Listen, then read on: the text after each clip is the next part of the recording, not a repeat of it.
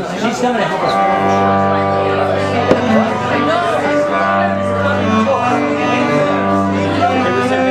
Yeah. Hey, I'm Jeb. I'm not on the list. I just talked to Kevin Lewis over there. Yeah. I'm a singer-songwriter. I just want to say hello. All right. Yeah, I'm good, right? I'm good. Jeb, too. You messaged me, right? I did message you. You guys were so good. Yeah, it's just tonight's crazy because of the 1 year. Yeah. But I can put you on any other week. Sure, man, for sure. You want to sign up for next week? I would love to. What's your full name? Jeb, and then J-E-B, and then my last name is Bunting, B-U-N-T-I-N-G. Just like that, yeah? Sweet, man. Oh, yeah, man. Yeah, thanks for coming out. Yeah, we're about to get started, so we're going to start at 9. Yeah. So, cool. Yeah. Is 8 usually a good time to get here? The doors open at 8, but the show, we have to wait till 9 to start because of the downstairs. Yeah, exactly. Yeah, so you can come at 8 and hang out and chill. There's always cool people, you know, to talk to, but the show, we can't start till 9. So a lot of people come at 9. Come right in there. Yeah, Gotcha. Exactly. Okay. Yeah, man. Then I get here and just get my name on the list or something. Well, you already got me for next message week. me. Yeah. Because I sign people up on mine all week. Okay, gotcha. So I've had people sign up for this since last month. Yeah.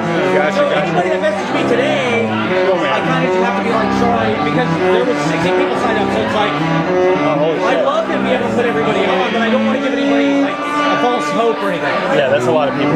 That's a lot of people. Well, fuck yeah, man. I'm excited. Excited to check it out and hear how it goes. Thanks for coming out, man. Yeah, great meeting you. See you next week. Good to meet you too. We're dressed up. This is my date. I'm her date. You're dressed up too. Oh my god, you guys look so incredible. I'm obsessed. Thank you guys for dressing up. Of course. Hello, Patel. What's up, bro? Sorry, I dressed for the Bengals game. Alright. Monday Night Football? Yeah. You like my pants though, man? Okay. Those are those fucking Zumba pants, bro.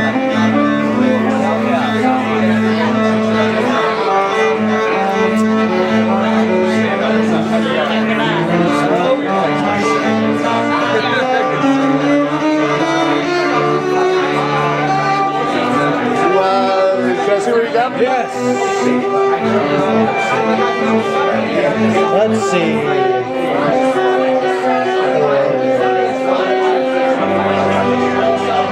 Right here. All right. Hey, if you don't mind, that's in a little bit, right? Yeah. I'm gonna go to Phoebes and watch the Bengals game. Fine. That's fine.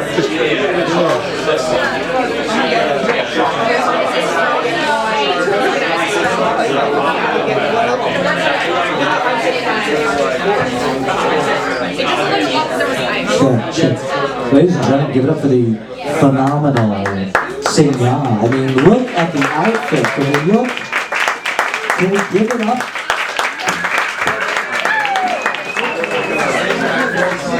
Yeah. Do you have the umbrella? Check. The umbrella?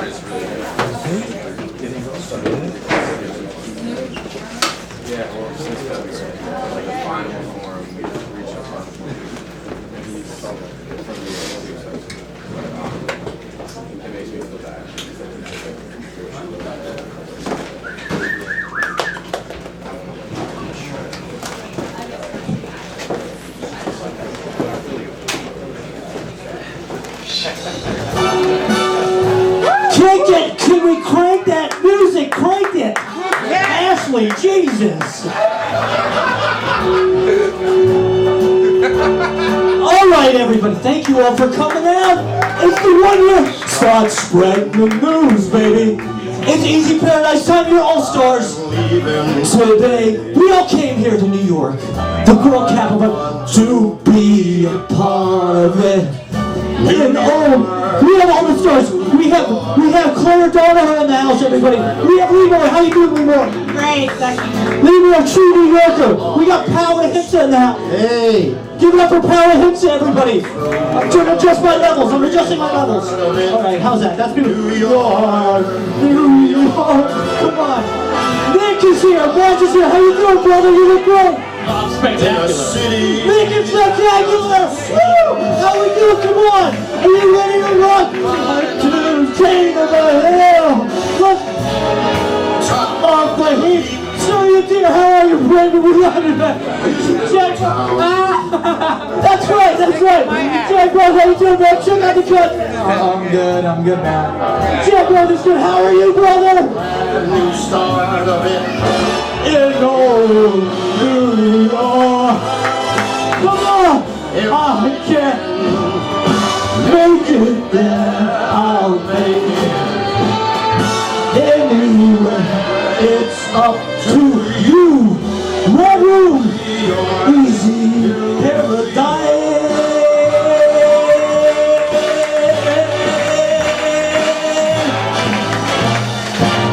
Oh baby, New York, I want to wake up in the city. Hey, fuck it, we're partying. It's a Tuesday pandemonium.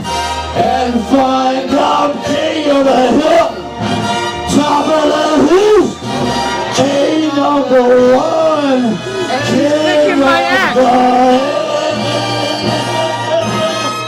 These little town blues. Come on, we're taking a bath.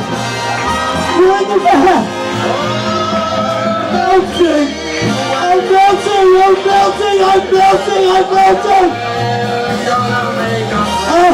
This is the come on. Angel Lugo, you have to do this.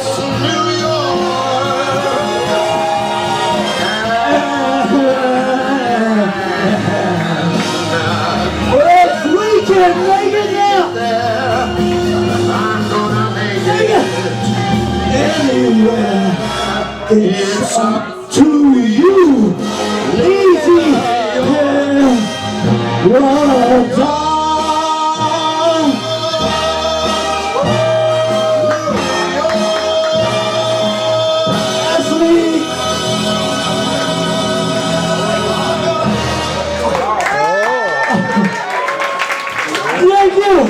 Thank you, New York. Kill the music.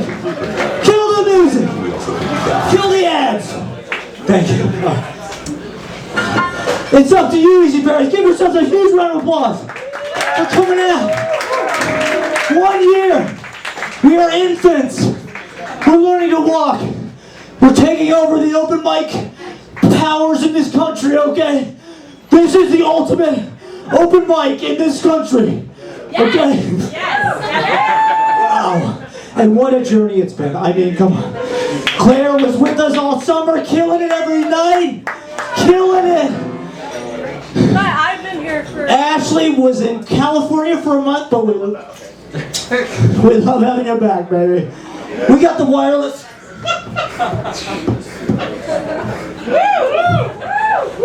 Yeah, that's right. And we, you know, wow, thank you all. We have such talent gathered here. I'm going to just say a few words to toast everybody, all the artists we have done.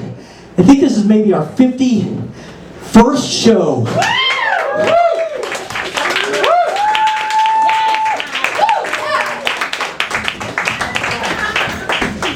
So, that's consecutive, okay? We don't take weeks off. We're in show business. There's so much go on. Okay, you know that. You know you'll call out, okay? We were only preempted once, okay? Ari Shafir was doing a special or something in this room, and they took the open mic away from us. But that was before we became a powerhouse, and I mean, I love coming out every week. I love all the people that I've gotten to know. Match, Nick Kaminski, incredible. Kuzu Daddy, I live with. I met him. So, wow, what a cast of characters. What a gallery of amazing artists. You know, we have the best poets. We have Junie. I mean, Junie Judy, I think, was at the second open mic ever. I mean, come on. We have to say, is Judy out here? Where's Judy? He's outside. He missed my whole number. He missed my whole production number. That's okay. We love him. He sells poetry in Washington Square Park. Okay, 1 year ago, he had a normal job. He was a normal person. He came to the open mic. Free. Liberated. He's making money. He makes like $200 selling his poetry. That is a success, baby. That is a success story. So yeah, I mean, the first open mic was not that well attended. Matthew Silver was there. Matthew Silver, our shaman rabbi, who blesses us with his performance. Frankie was there. I don't know if Frankie has been back recently. We had about 10. A guy did Shakespeare, and they were going to cancel us. They said, this is going, no, this is your friends. We're not hosting this. But they said they'd give us a month. And little by a week at a time, bam! By the third week, oh my God. Yes, that's right, bam! We bammed in the third week. And we were off at the races, everybody. And we have not looked back since. Except for that 1 week with Ari Shafir. Where he took me. But we've done 51 weeks straight. So we'd like to thank... it's one of those nights. It's a gala occasion. We hope you wore your finest. I mean, if you did not wear the black tie, I'm sorry, but you're off the list.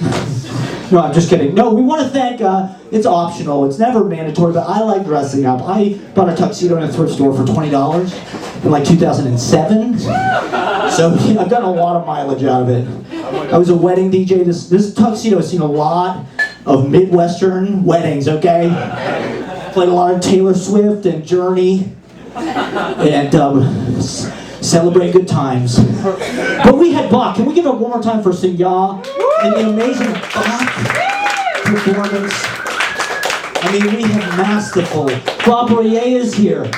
These people come to an open mic. You know why? Because the talent, you make this show dynamite. I really feel that way. I mean, most open mics are kind of depressing and like AA meetings, and this is like the greatest AA meeting in the world. It's like a meth AA meeting full of child prodigies, snowflakes. Who was gifted? Out there, who was gifted? Gifted children? Ashley, of course, Ashley. She's still gifted. And it's New York. We got MFA kids. We got people coming in from the new school. We got people coming in from Columbia. We get the hottest poets. I would like to thank, can we give it up for Ben Shields, the bartender? Ben Shields. Ben Shields was there since the first open mic. He was behind the bar. We made $300 that day, so we appreciate him staying with us. He just got a job. I won't name names, with a major publisher, a Big 5 or a Big 3, a massive legacy media company that is really amazing. So, be extra nice to Ben Shields, because he might be listening to you, and he's going to publish some amazing literature. We've really been blessed. So give it up for Ben Shields. Thank you, Ben Shields. Adrian is training with us tonight. We love having Adrian. It's season 2. It's season 2, everybody. So there's new characters, We introduced, we're expanding. We're spinning off already. So Adrian, give it up for Adrian, our new bartender. We would like to thank the champagne toast. We're going to toast with our glasses. So it's anybody's hat, by the way. We'd like to thank Lori and Dennis, the owners of the Crane Gallery Bar, for letting us do this and for supporting us, believing us, buying us new equipment, buying us new microphones, new XLR cables. And come on, give it up for this system. This is a special place. I mean, it's one of the few places in this neighborhood that hasn't been gentrified and assumed and taken possession of and occupied by the oligarchs and the finance criminals and the aristocrats. That's right, okay? We're going to tell it like it is, okay? There's a lot of truth. So the Crane Gallery Bar has been here since the 80s. the Downstairs Poetry Series is pretty much one of the best poetry series in the universe, really. Started by Star Black in the 90s, so that's a very prestigious. I definitely recommend people to check out the Downstairs and then come to the open mic afterwards. It's a twofer, you could do two. It's a double header here every Monday at the Crane Gallery Bar, and we want to thank Lori and Dennis for providing the space. Thank you. They're amazing. The paintings are all Dennis's paintings. They're amazing. They're decorating the room. If you want to buy any, slip into the DMs, everybody. So, wow, we just have an amazing evening of stars. It's a whole galaxy. You're all here. I can feel it. Thank you all for being a part of this, and thank you for coming out week after week and bringing art and culture to downtown New York. For a low entry level. I mean, anybody can come, get on this stage. We take pictures, we take videos. You know, we're trying to blow up the culture here. This is New York City. I mean, we need to run this shit, okay? Everybody should imitate us. Everybody should watch my YouTube videos and subscribe. And people, this guy in South Dakota followed me this week. He loves my videos. He might be watching this tomorrow. And, you know, we're pre-taping, we're live on tape. And we're affecting those people, okay? These people need us. They need your art. They need your poetry. They need your music. We got amazing stuff. Give it up for yourself. We're going to get started. Let's kick things off. Fucking go! Enough of this idiot. All right. Thank you all for coming out, spending your hard-earned money and time. And I mean, is it possible we can get leemore up? Is that too soon? All right. Well, what about can we get Luke Herberman up? Yeah. Luke Herberman, are you out there? Are you? It would just mean everything. This Luke Herberman, he was in the review in the New Haven Independent that we got recently. So, and he's just an amazing talent. Check out his music. Check out Red Film on Spotify. And give it up for Luke Herberman, everybody. Kicking off the 1 year. Yeah. And what's he going to say? 2 drink minimum, 5-minute time limit per performer. 2 drink minimum, 2 drink minimum.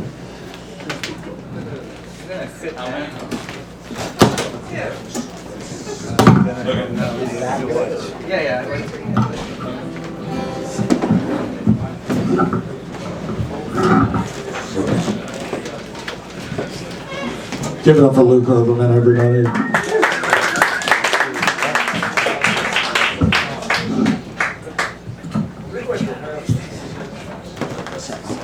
This is one of those rainy day songs that I love to play.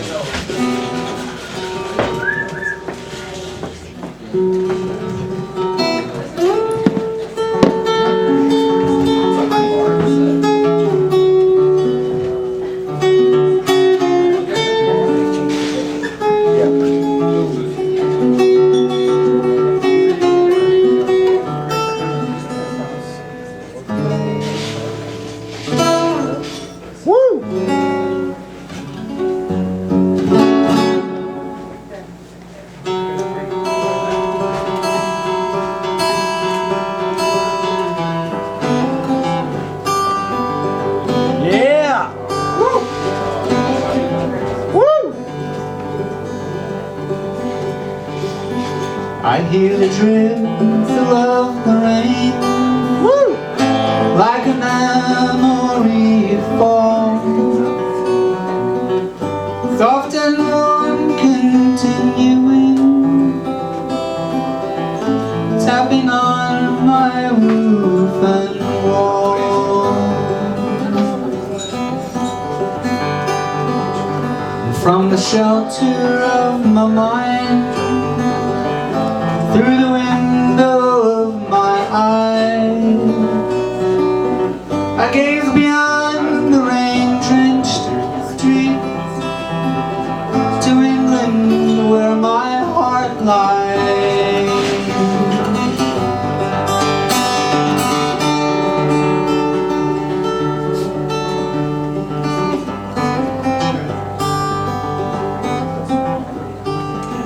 My mind's distracted and diffused, thoughts are many miles away.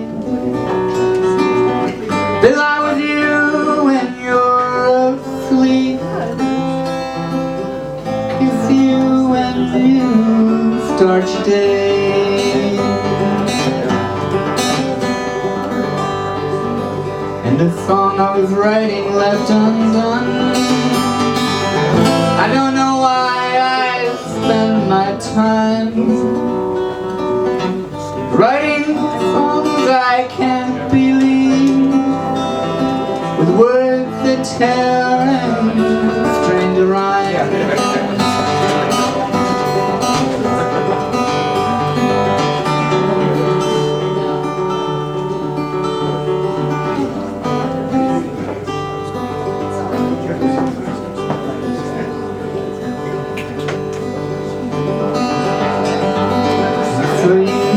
I have come to doubt all that I once held as true. I stand alone without belief. The only truth I know is you.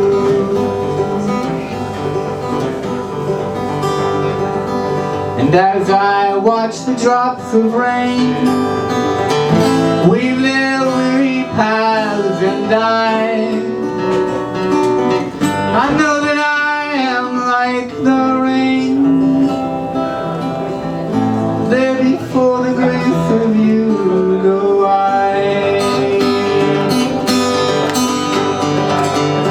Congratulations. It's so fun to be here, man. Thank you for everything, man.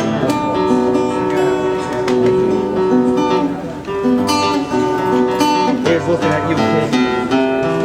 Oh, is that Paris?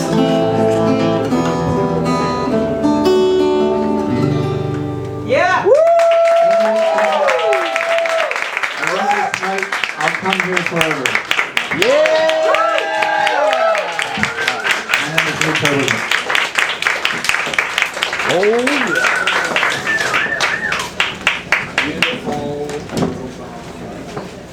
Give it up for Luke Herberman, everybody. One of my favorite minstrels. One of my favorite open mic memories from this last year. Two, actually. Luke Herberman playing Needle in the Hay by Elliott Smith. That sounded phenomenal. And then when Luke Herberman backed up Ashley, I thought that was a magical combination. Those were two of my favorite open mic memories. Maybe you have favorite open mic memories. We can share them afterwards. Give it up one more time for Luke Herberman, everybody.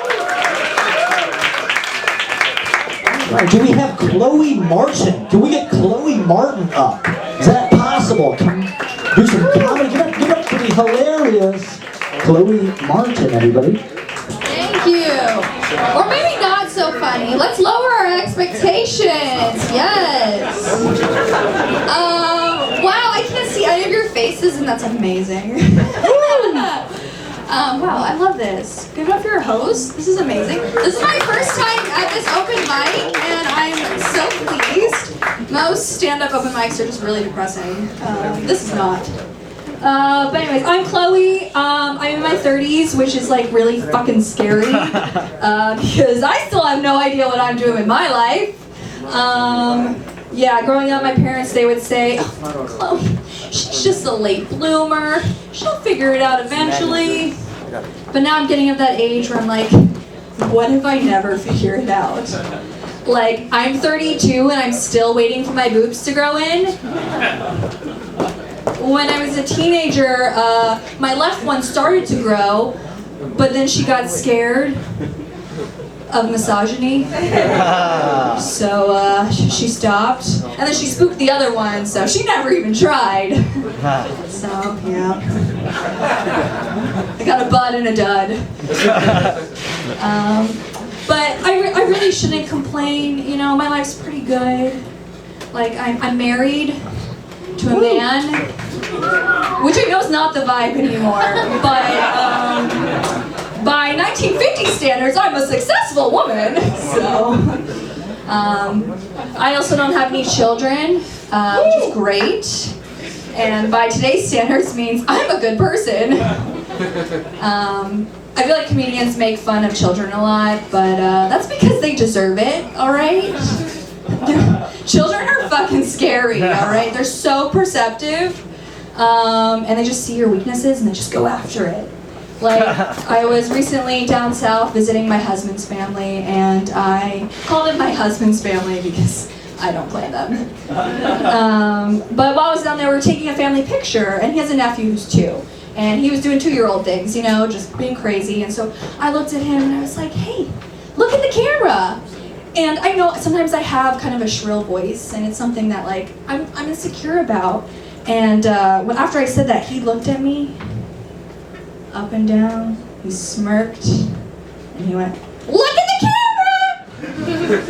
In front of the entire Haygood family.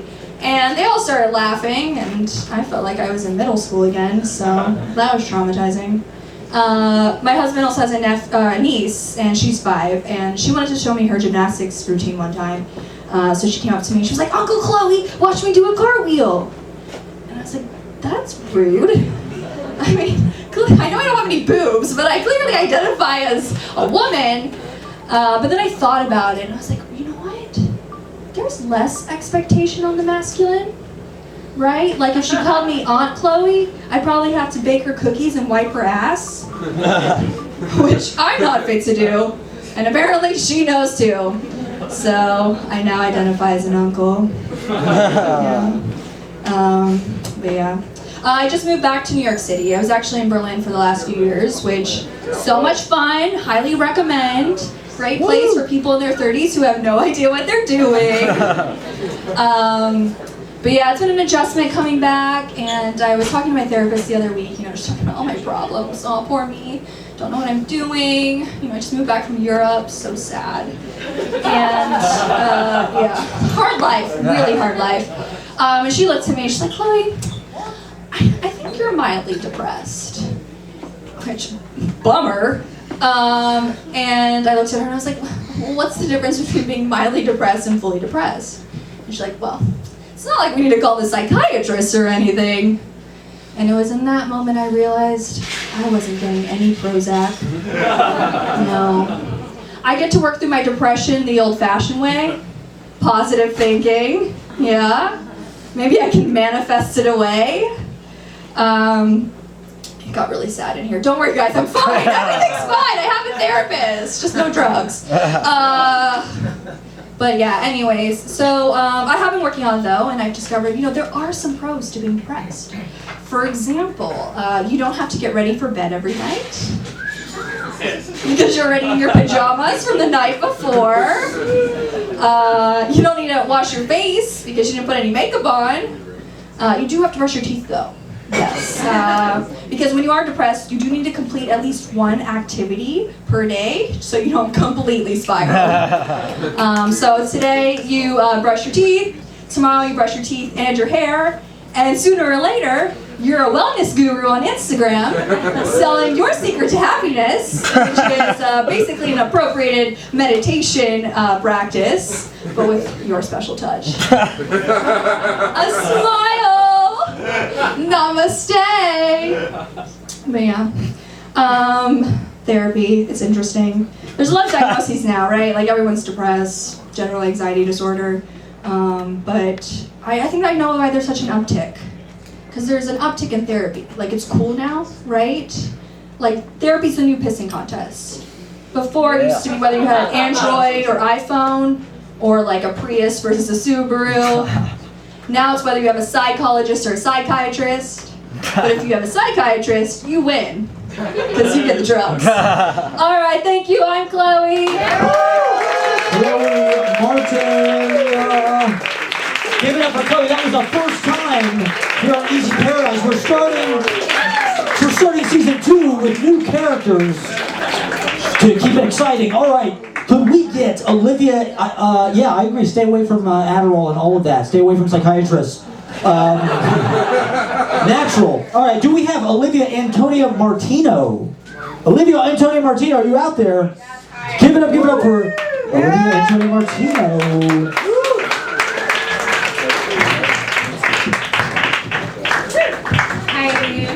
I'm not nearly drunk enough, and I think this dress is see-through, so bear with me. Okay. Allow me to tell you a story of pain, of glory, of a bipolar, bi-coastal girl and a fucked up boy from Jersey. Woo! He's out to dinner this very moment with his friends for his birthday, and he somehow failed to invite her. So instead of sitting in his apartment crying about the fact she flew across the country to spend it with him, she's somewhere in Manhattan, in a bar hoping that this isn't really all that there is. And if you're wondering what she's thinking right now, it's this.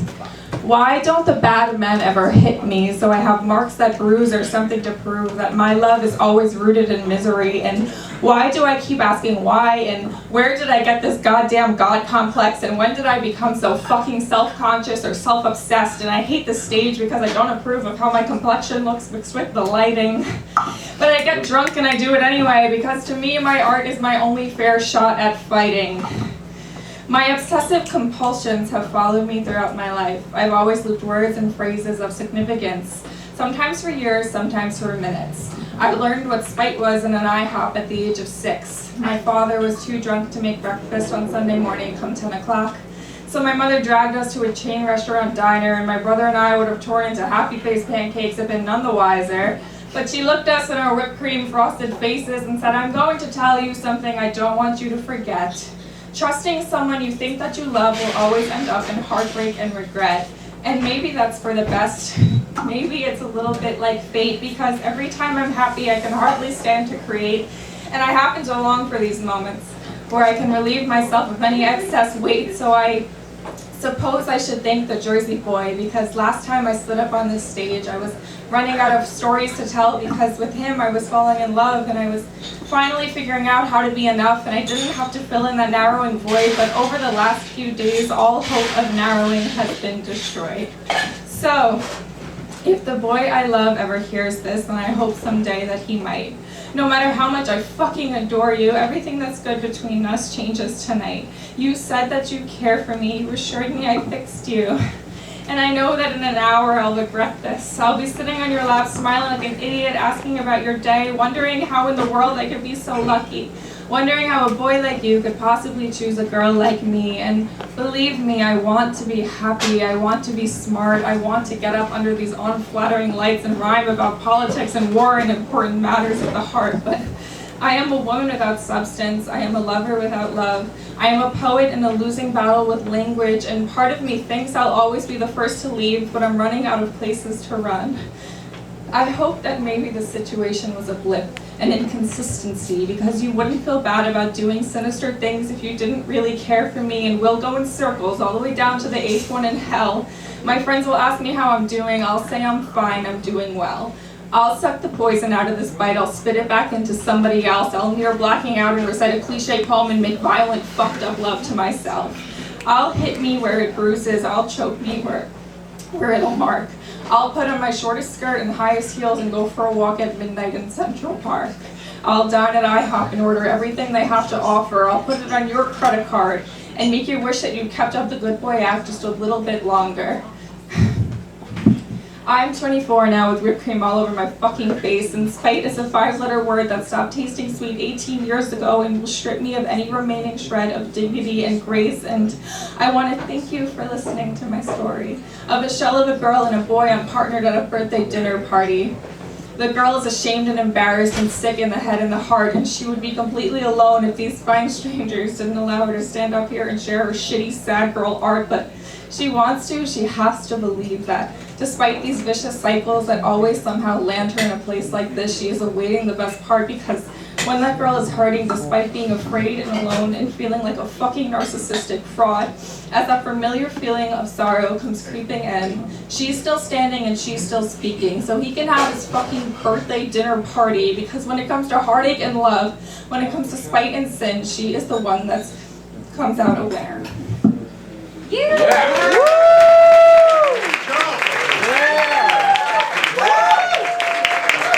Give it up for Olivia and Antonio Martino. That was beautiful, powerful. It's amazing. Thank you. Thank you for sharing that. That is what it's all about. Give it up one more time for Olivia and Antonio Martino. That is what open mic is all about. Thank you for coming up sober, not even that drunk, and sharing that powerful writing, the truth, the deeps. We're trying to get deep here, trying to excavate the soul with poetry and comedy and music. Give it up one more time for Olivia Antonia Martino. She's done the open mic a few times. We love having co-writing beautiful, beautiful stuff. Thank you, that was great. All right, do we have Vilda Krog? Vilda, we're so excited about you. All right, maybe next time. Can we get Jodi Wyeth up? Give it up for Jodi Wyeth!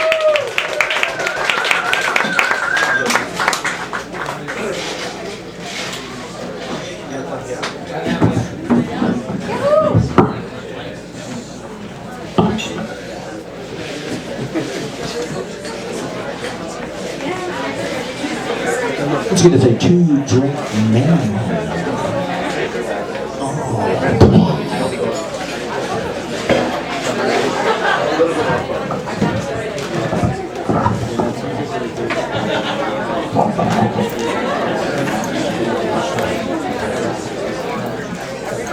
Hamza, I just wanted to check in.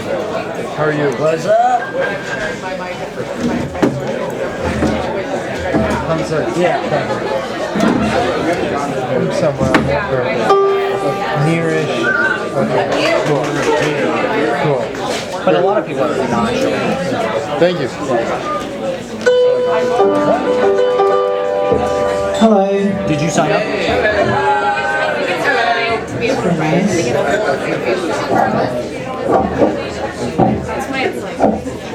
Okay, I'm going to play a song that is about breaking up with somebody and wishing them well, and kind of running through that narrative, and then when they've left the room, feeling that disappointment.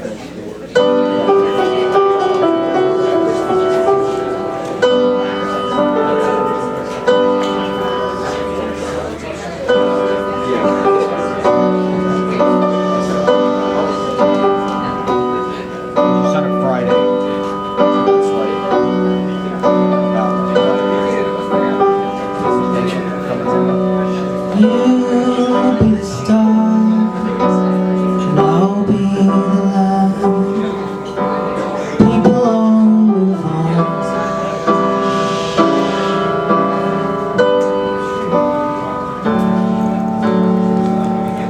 Take what you can for the journey ahead. May the wind be at your back.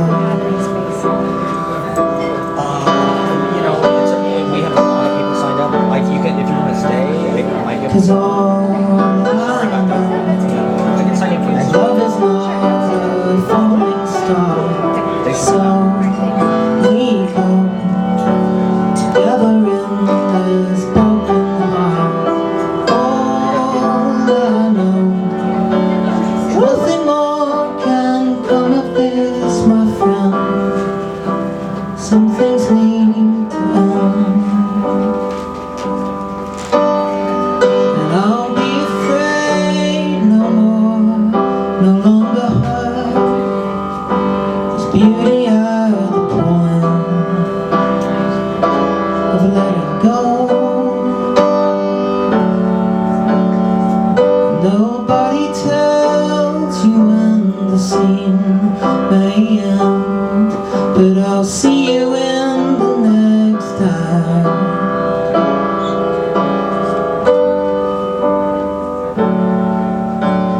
Cause all I know is love is not a falling star. So we go together in this broken heart. All I know is nothing more can come of this, my friend. Some things need to end.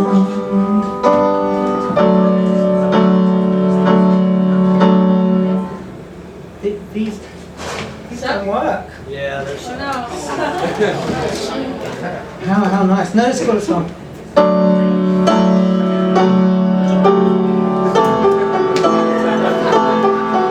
There's a good wine.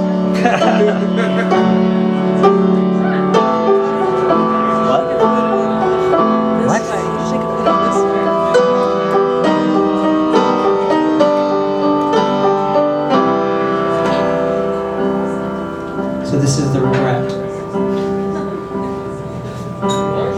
And all I wanted to do is bathe you in sunlight, live by the ocean one day with a family and my piano.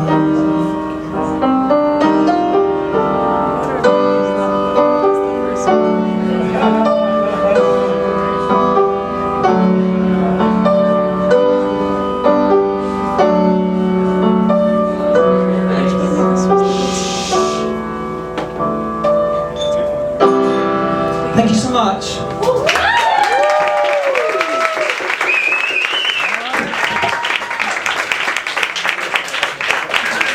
Give it up for Jodi Wyeth. Playing piano. There was a microphone in the piano, the damn piano, man. What was that doing in there? Who put that in there, man? It's crazy. It's crazy. Just put anything in there, man. Give it up one more time for Jodi Wyeth. Sounded beautiful.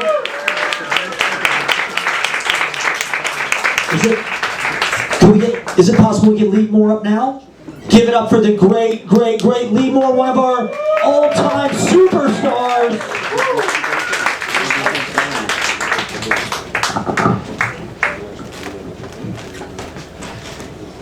Hey, how's it going? Thanks for asking me to go first, Matt. I wanted to have the mood a chance to go up before we brought it down a little bit. But seriously, thank you, Matt, for everything. It's been such a gift to be here over the past year, and we're very, very lucky. Yeah. Cool. Okay. We have a poem and a song, and if I can ask for quiet, please, I'd really appreciate it. Thanks. So this poem is called "Sweet for Finding You Again," possibly sweet, S-U-I-T-E, sweet for finding you again, possibly. I can't remember before when we didn't speak, when it was reality that I couldn't speak to you and I wouldn't. It went on for so long, and now I can ask you about a train ticket and you can tell me about your dinner. And above your chair hangs a painting of Van Gogh's Pool Hall, which we tore out of a book so slowly with such care. Above your chair hangs a painting of Van Gogh's Pool Hall, which we tore out of a book so slowly with such care, a care like how you used to look at my foot, so devotedly pushing your fingers between my toes, a perfect match for each one. You gave love even to my feet, and you lift my arm to your nose to smell it. You lift my arm to your nose to smell it, and you kiss my palm and the scar on my nose, which I got 2 months before I met you, so you never knew me without it, never loved me without it. It saved me, honestly. Your absolute love and the way you wanted to be held. I would make us lunch, and afterwards all you wanted was to lie in my arms. And now, here in the grass, you lift my arm to your nose and you smell it. Thanks. Woo!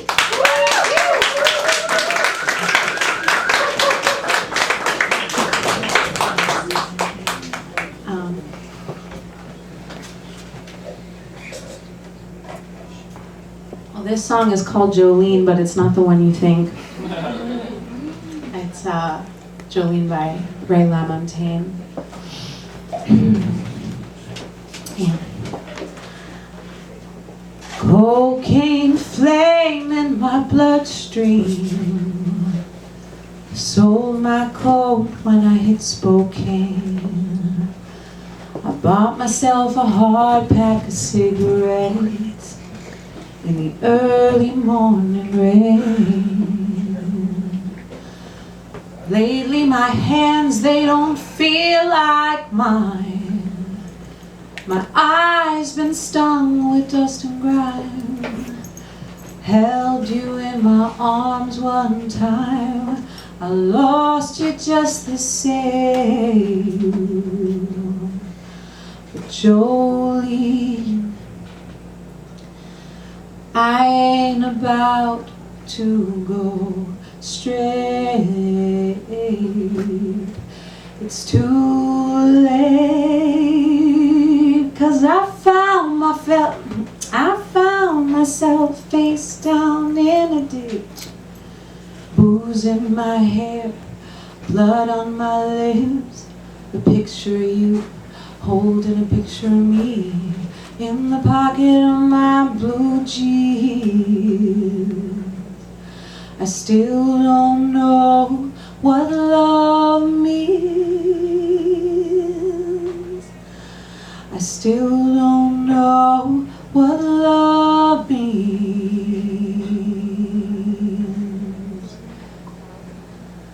Jolene, la la la la la la la la. Jolene, Jolene. Been so long since I've seen your face, since I felt a part of this human race. I've been living out of this here suitcase for way, way too long. Man needs something he can hold on to, a 9-pound hammer or a woman like you. Either one of them things will do. But Jolene, no, I ain't about to go straight. It's too late, 'cause I found myself face down in a ditch. Booze in my hair and blood on my lips. A picture of you holding a picture of me in the pocket of my blue jeans. I still don't know what love means. Oh, I still don't know what love means.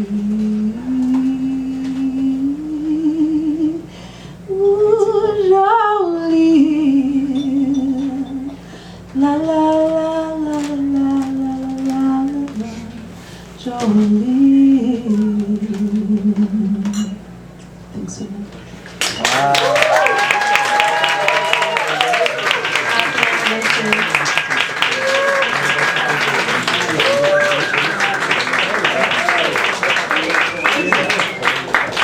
That was beautiful. Give it up for Leemore Malka. One of the legends. We're so grateful and lucky. Give it up for Leemore Malka, everybody. One more time. That voice. Polymath. Singing is an enunciation of the poetry. It's a spectrum. Spoken word, singing. It's a spectrum. We're on it here. We're riding the spectrum here tonight. Can we get Ingrid Jakobsen up? Is that possible? Give it up. One of the open mic immortals. Give it up for Ingrid Jakobsen. Yeah. Thank you, Matt, and happy anniversary. It's an honor to go so early in the night. When there are still so many women here, I can read a poem about fashion. Don't worry, guys, I got some general interest poetry for you. This is, I'm gonna lean on this like it's a little wall. This is the sonnet on the flip-flop, September 2023. Yes. The flip-flop is trending once again. The flip-flop plus chillaxed gray suit. The flip-flop with beflounced skirt. The flip-flop with sheer layers that veil the vulnerable expanses of skin. Display of vulnerability and openness to being viewed is, of course, trending again. It leaves the heights of heel, subjugation of ass, for the nonchalant kingdom of ground. Clean walk and cab, the fallow afternoon. Ripe nakedness of naked soul. soft teal, the paint, the hedgerow of the body. The house that seeks to say something about itself through the keepers it pays. Slow stride, destination, vacation, idea of a way, ready to kick off, to swim in the flood.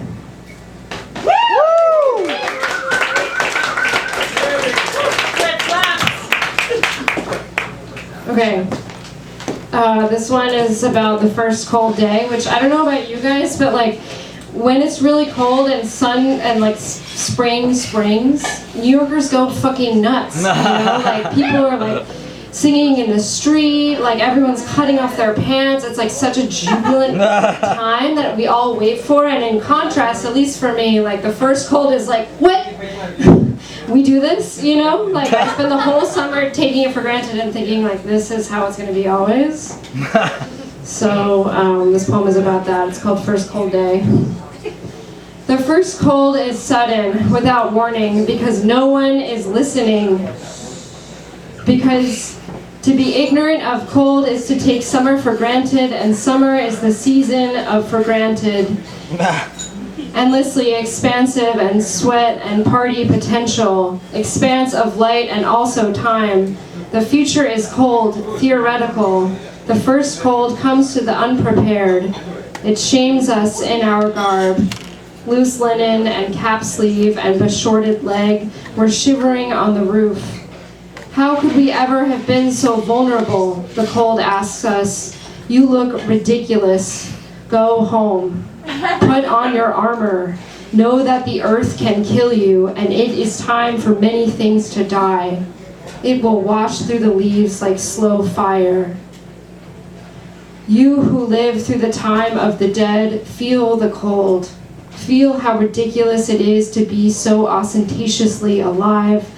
How greedy anything green soaks up and up the sun and spends and dies, brittle and broke on the ground. The cold says, feel how good it would be to be somewhere else, to burrow like a root, suck on dirt, plant in a cocoon of layers, wait and grow.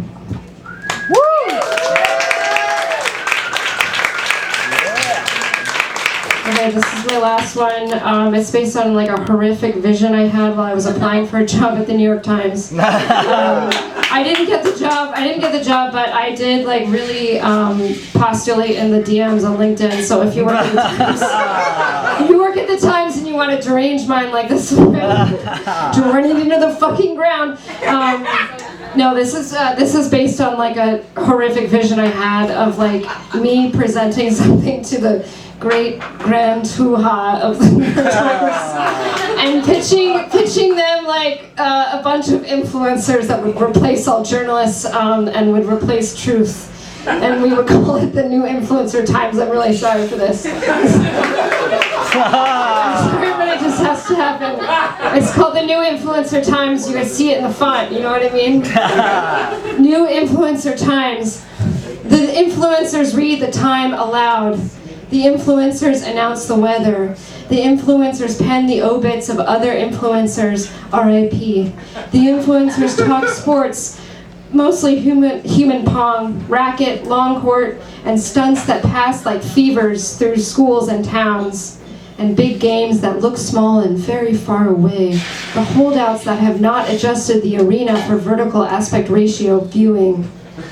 Influencers report on influencer campaigns and other business. Influencers live from cool houses and lavish trips to live through. Influencers with terrible taste to balance it out. Influencers share rants and pleas opinion. Influencers share hot takes in tiny text magazine. The influencers announce the recently combined World, US Politics and Health Desk, which was a very sad decision due only to market factors. The influencers in crime, from current cancels to first-person victim of third-person shooters, with freelance conspiracists on location. The influencers sighing and looking away from the blink of the camera, thirsty and dry-eyed. The influencers crying in an expository way, longing for a long thought, just thoughts on the screen. Won't someone investigate where, when, who, and how? The influencers, all the way down. Thank you. postulating in the DMs. You know, if the New York Times wanted people to read it, they would hire Ingrid Jakobsen. They would hire Ingrid Jakobsen. Give it up for Ingrid Jakobsen, everybody. You should work for the New York Times. That's great poetry. We love Ingrid Jakobsen's poetry. We love having you at That Easy Paradise. Thank you. One of my favorite open mic memories of the year was Ingrid Jakobsen brought her mom and her aunt, and her mom played the fucking bagpipes. See, you gotta come every week. You never know what magic is gonna happen. Give it up one more time for Ingrid Jakobsen. Okay, do we have Lola Broward? Lola, we want to see you. Okay, maybe next time. Well, maybe we should get Syngya up. Is Syngya here? Yes! All right, get ready. Syngya has been a little bit of an artist in residence this summer. She's incredibly talented. She's here from Montreal. She's originally from Iceland, I believe. She plays cello. It's magic. Just get ready. There's going to be a soundscape in here in about 3 seconds like you will never believe.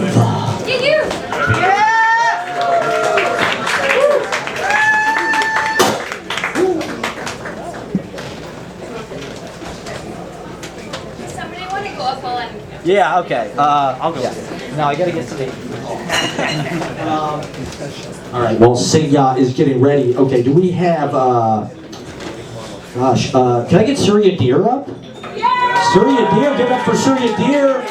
One of our most hilarious comedians. This guy is hilarious. Give it up for Surya Deer. Yeah, keep going from that. Keep it going. Happy birthday, everyone. Happy. Not tonight. I can sign you up for next week. Oh yeah, sure. Sorry about that. Oh, it's Give me a G. awesome. Yeah, thank you very much. Give me an A. Give me a Y. That's you! Just kidding. Guys, I had a pretty whack thing happen to me the other day. I was walking out of a bar, and there was this fratty guy, right? He's just like hanging outside with his like homies, his heads. And as I'm walking out the bar, he just yells, "Hey, say hi to your teenage wife for me." I know, dude. I was just like, alright, either this guy's like making some sort of like racist commentary on like Indian child marriages, or somebody told him about Lulu. Somebody told him about my actual teenage wife. Just kidding. No, but that is a weird thing to say to someone, say hi to your teenage wife for me. Because, dude, that implies that, like, behind my back, you're having sex with my teenage wife. Right? So then you're not being racist anymore. You're just, like, bragging about how you're a better pedophile than me.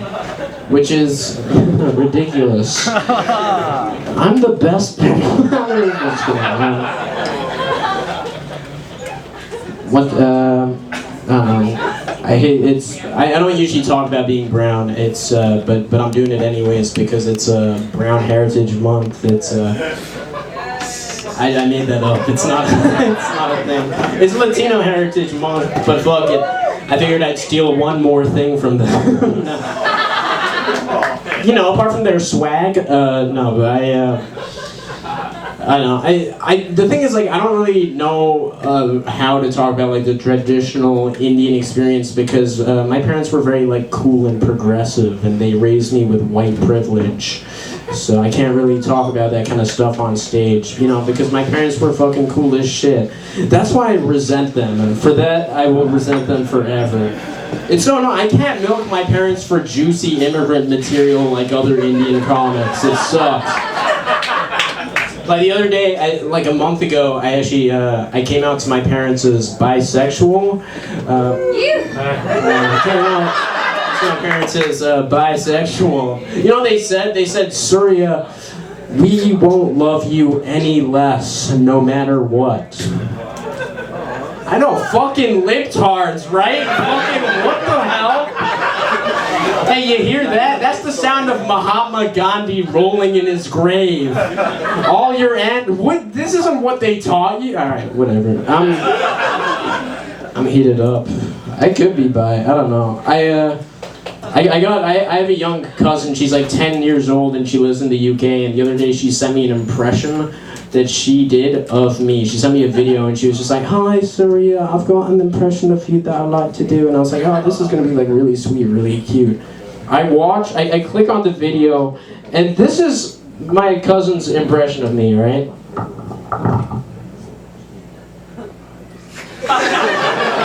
Yes. Correct. And then she just goes, "Ah ha ha ha, I'm gay."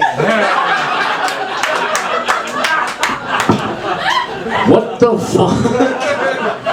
I like sent that to my aunt. I was just like, "What is this?" And she was like, "You are kind of gay." I was like, "That's not.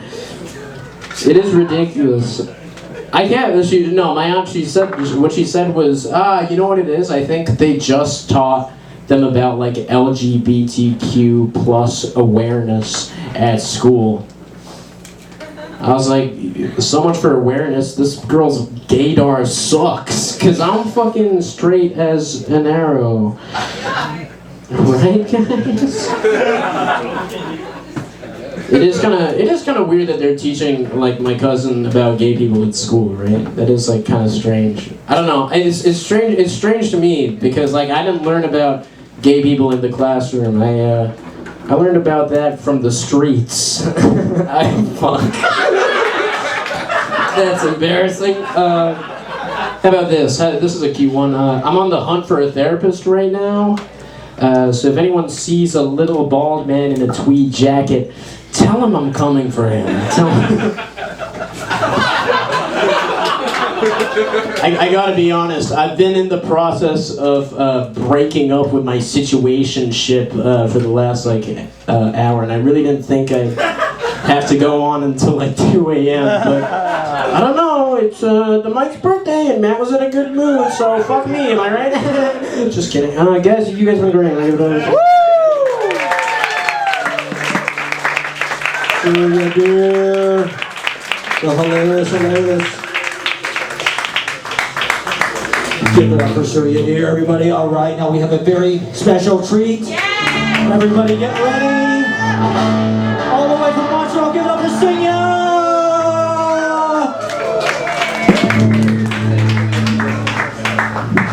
Check, hi, I'm syngja.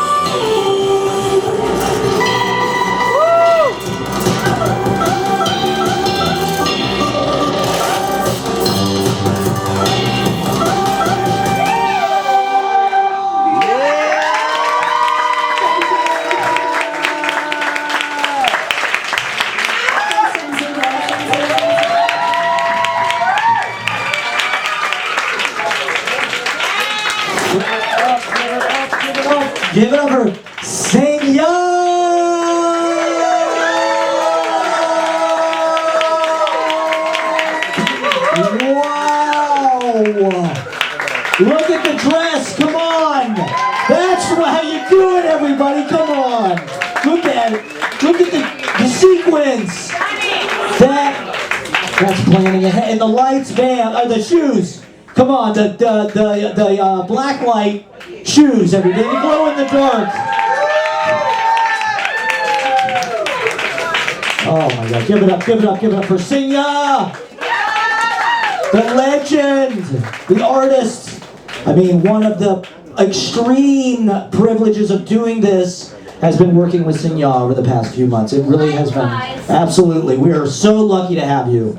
You anchor this with that. I mean, isn't that spectacular? She played Bach cello for an hour from 8 to 9 p.m.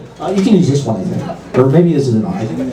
Oh, thank you. I've been just doing an artist in residency for 3 months here, and it's my last week, so I'm really thankful for you all to be here. Thanks so much. I'll be back. I live in Montreal, so it's not that far, but yeah, getting over the border with all my equipment. I don't think the U.S. really wants Canadians to make money here, so I've just been playing a million free shows, which is great. And I got a Canadian grant to be here, so I feel this is like a dream come true for me, so thank you so much. Memories make me want to go back there. Am I right? Give it up for Syngja. They're great. We want you here. We want to give you money, but we love the free shows. We do love the free shows. We play free shows, free shows, free shows. All right. We're going to keep it rolling. Do we have E.R. Polgar? E.R. Polgar, are you in the house? Are you here? Are you reading? Are you not reading? Where everyone wants to know. Maybe next time. Okay, could we get... Is it possible we could get Clare Donaher up? Can we get the great Clare? Another open mic legend. We have Mordecai P. Martin on deck. Mordecai P. Martin, you're on deck. Is that one?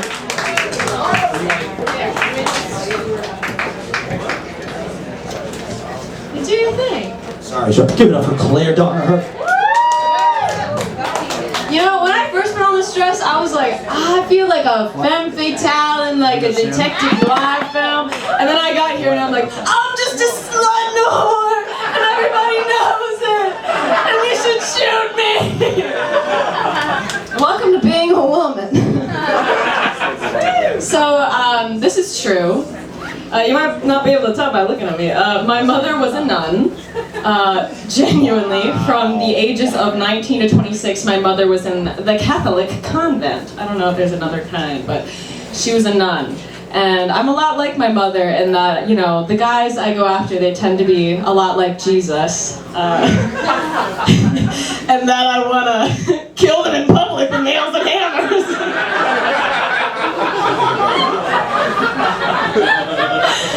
I'm just kidding. I love all three of those crazy white boys. Hope they're doing well. Groundhog Day. What kind of a name for a movie is that, right? More like woke up again and lost my memory again and it's a different day again and again day. Alright, I'll stop doing that one. Okay, so growing up, I feel like this is a very feminine experience. Oh my god, I can't stop. Guys, can you just say, you're not a whore? Thank you. You are not a whore! Thank you. That was empowering. I feel better now. So growing up, did anyone like having their hair played with, like platonically, like girls, you know how you would always play with each other's hair growing up? You know? Yeah, right? I don't get it, okay? I'm sorry. That's cool that you guys do. Growing up, I guess I just had one of those faces. Like, I would sit in class and girls would plop their ponytails down and be like, you can play with it if you want. Okay, slut. No, but I just never understood it, but I have social anxiety, so I'd be like, Melanie, thank God you finally asked. Thank you for this opportunity. I'd love to get in there. How's this pressure? Is that good? What shampoo is this? I'm loving this. But I never really understood it because growing up, I was really uncomfortable with close proximity to my female friends because I was terrified that they were going to find out that I was gay. Now, I don't think I'm gay. lately this joke has changed a bit because I'm probably a little bit gay, and you'll see why, because these jokes are about to get pretty gay. Basically, there's a voice in my head where whenever I sit too close to a woman, it's like, don't kiss her. I wasn't going to! Unless she leans in. I can't say no to people. Not to you, baby doll. But yeah, I also don't like people playing with my hair because I have scalp psoriasis. And what that means is, if you run your fingers through my hair, they are not coming out the same way they went in. You're coming out with a full handful of Clare. I'm not just talking about my titties. Sorry, I don't know, I'm going real sexy with these. It's the dress, it's the dress. So a cute girl playing with my hair is like my worst nightmare, right? Because I'm sitting there trying to clench all of my scalp particles into my skull, and also trying not to look horny. I'm like, I'm enjoying this, but not too much. I keep trying to kiss her. She's like, what the fuck? So I told you guys, I'm starting to sound really gay. I had posted like one of these things, like a joke where I was like, oh, but I'm not gay. And then I hooked up with a girl like last week, and she followed me on Instagram, and I archived it because I was like, I don't want to see her to see me talking about how I'm not gay. I love boys, though. That's one thing I know for sure. Give it up for boys. You guys are gonna clap for boys?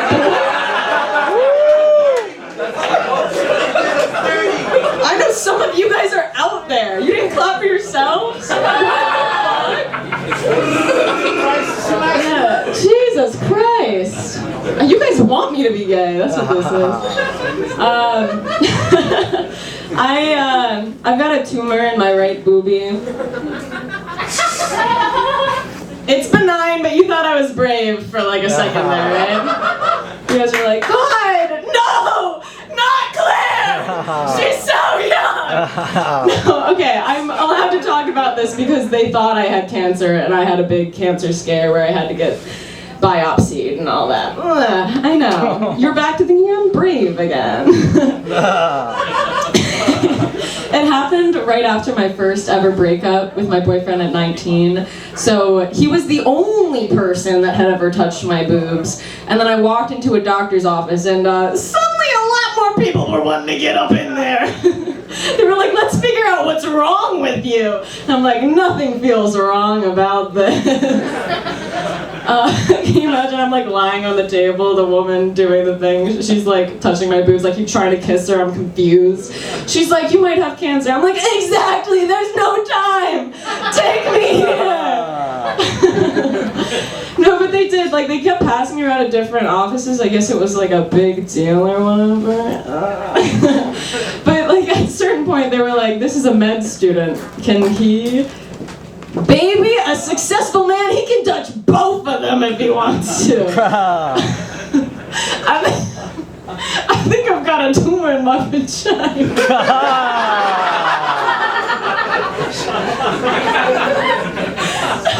That's the first and will be the only time I ever do that joke.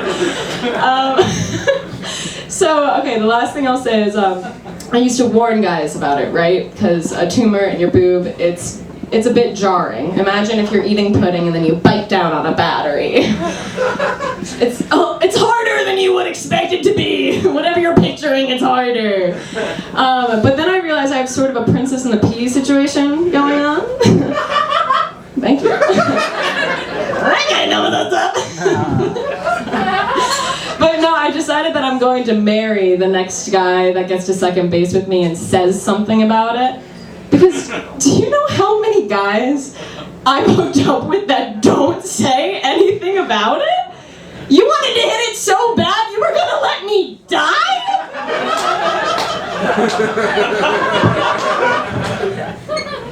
And maybe that's why I'm a little bit gay. Alright, thank you. Give it up for Matt. Give it up for Claire.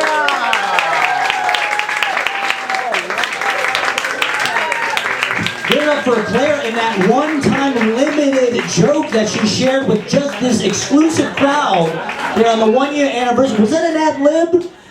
That was a fantastic ad-lib. I love that ad-lib. Give it up for Claire. Coming up with material on fucking fucking stage. I mean, this is what you need to do. Comedians, this is your notepad right here. Yes, exactly. This is your moleskin notebook, as it were, here at the open mic. So we have Kevin Boots. Kevin Boots, you are on deck. We have the magnificent Ashley coming up. She is in the hole. We have Emma Jane coming up. And more. Bradman, Match, Clare, Lichtenstein, all the stars. Victoria, Will Goodwin, John Bates, Nick Kaminski. Laser, if you're out there, you're on the list. Can we give it up for one of our favorites here, a great writer? Can we give it up for Mordecai P. Martin? Gonna read some literature.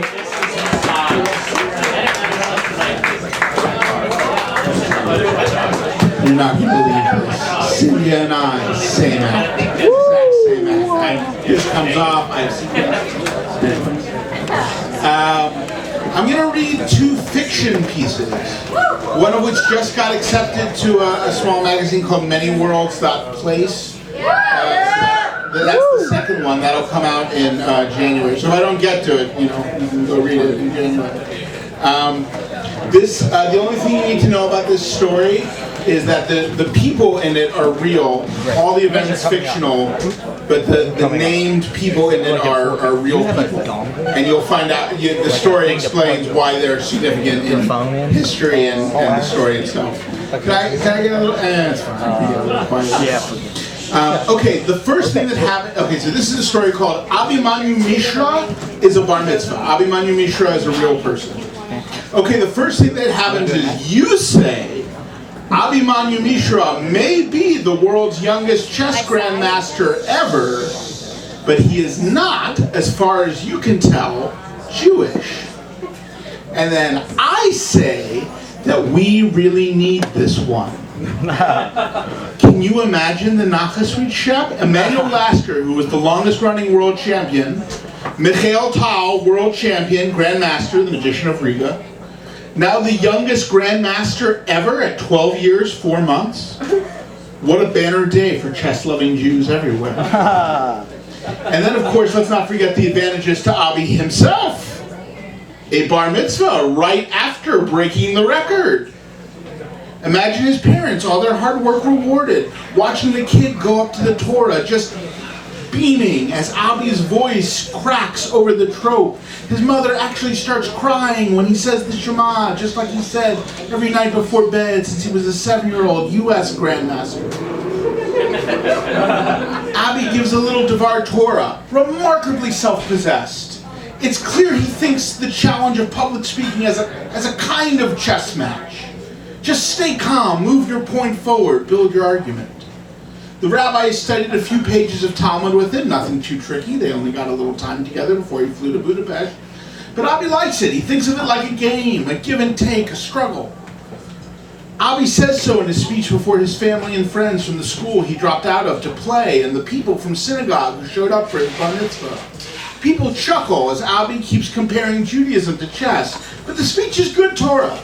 Some of the non-Jewish guests are even excited at the opportunity to learn that Israel means the one who wrestles with God, or as Abi puts it, competes with. Then the reception, chess-themed of course, with checkered tablecloths. Some other young grandmasters show up, people who were up against Abi for the record, but aged out of it. No hard feelings tonight, they dance awkwardly to the latest K-pop and Disney music hits. Abhimanyu feels so loved and confident, he even works at the cards to ask a pretty young grandmaster to dance, and she agrees. Everyone's having fun, and then that's when Sergei Kazharkin walks in. Abi recognizes him instantly. He has a picture of him up on his wall. The picture's from 2003, when Kazharkin set the record Abi has just broken. At 12 years, 7 months old kid, just 2 months and 6 days older than Abi himself. The child in the picture on Abi's wall is wearing a beige fleece, his shoulders hunched over the board, his ears sticking out. The hunched shoulders are gone now, and the babyish cheeks are covered in stubble, but the ears still stick out. And the look of fierce but dreamy concentration is still on Kazharkin's face. He walks up to Abi and sticks out his hand. Abi shakes it solemnly. I read the game again on the way here. Well done. Abi says thank you, a little stunned. He's drunk on the day, totally relieved the Torah reading and the Grandmaster match is behind him. A little bit in love with everyone in the room, and rare for the confident and competent Abi, completely unsure what attitude he should adopt toward a Russian Grandmaster in front of him. How do you talk to the guy whose record you beat? How do you talk to a potential world champion? Kajarkin seems to notice this uncharacteristic dip in Abi's manner. He pats the young boy on the back and says in a thick Russian accent, "Mazel tov too, on your bar mitzvah." Abi grins and says thank you again, and then blurts out in an attempt at camaraderie, which he realizes only too late sounds fanboyish and rude. "Are you going to beat Magnus Carlsen next year? I think you can." Kajarkin stares at Abi and then breaks into a wide grin. "Thank you, Abi. We'll see. Got to get through the next candidates tournament." And then Sergei Kajarkin shakes Abi Manu-Mishra's hand again and is gone. Then it's time for the candle lighting on the cake, which is kind of cheesy, but which Abi saw at his friend Josh's bar mitzvah and insisted on. Abi recites a little poem he made up for each candle and invites up his grandparents, then his parents, then his siblings, cousins, friends to light candles all the way up to 13. Abi is beaming. It is a smile of pure delight and love. He has broken the record for world's youngest chess grandmaster and read from the Torah. And it has filled his heart and the heart of the Jewish people to burst.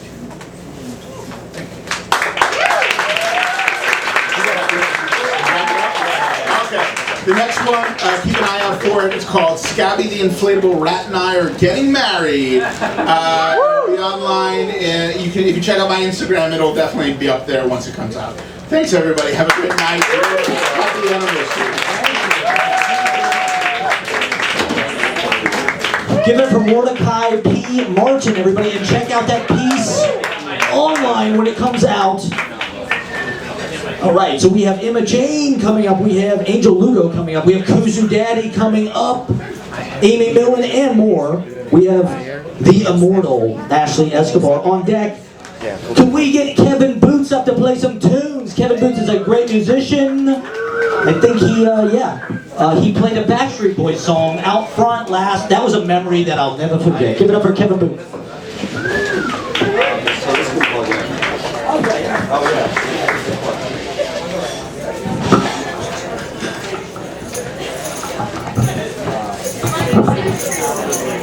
Oh yeah, okay. Oh, I forgot. Oh my God. We have an amazing giveaway for those in attendance. It's time for the T-shirt cannon. Syngja brought T-shirts, so we're gonna throw those into the audience and get ready to fight to the death. One at a time. Do you want to help? Maybe the T-shirt cannon. Brah! You want to throw one or? That's women.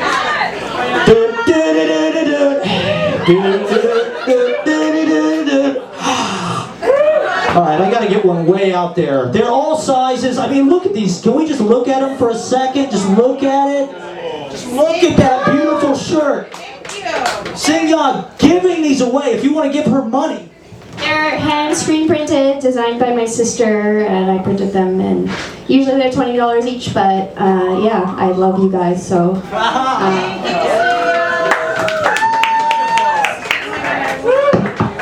really want to get this one out there.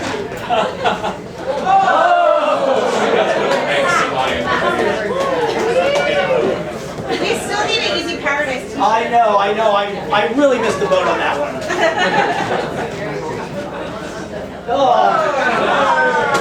I'm sorry, they all kind of fall apart and just go to Alex Schmidt gets all of them. That's okay, we love Alex Schmidt. Sell the bootleg Syngja t-shirts. Thank you, Syngja, for the t-shirt cannon. That was exciting. It was an open mic memory I'm sure we'll never forget. The t-shirt cannon. And can we get Jason Boots? I mean, give it up for Jason Boots. Kevin Boots. Kevin, I'm sorry. Feel free to trade them if you don't want one. Give it to somebody else. Figure it out amongst yourselves and size it.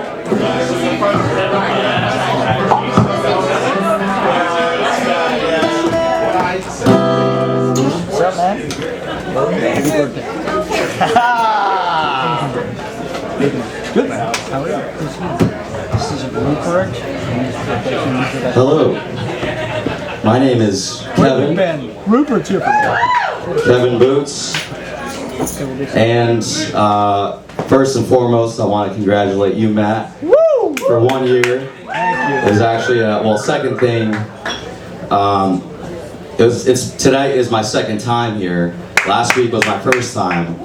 And it's amazing what you're putting together, and to be dedicated to a year to doing this for the city is. I wish I could just be dedicated to one thing for a year. For the city! You know what I mean? For the city, for the culture. Yeah. And third thing, I played a song for the first time here last week.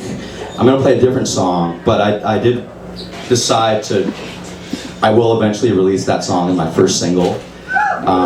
So I made a website, kevinboots.fm, and that'll eventually be on there. But yeah, tonight I'm gonna play a song called Yours.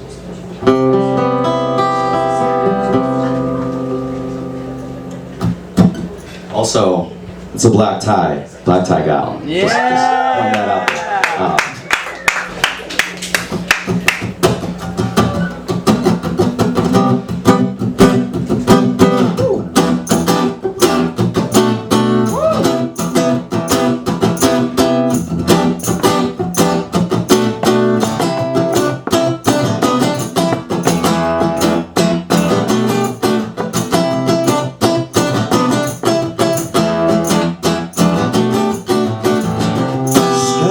Across the room, I'm at a loss for you.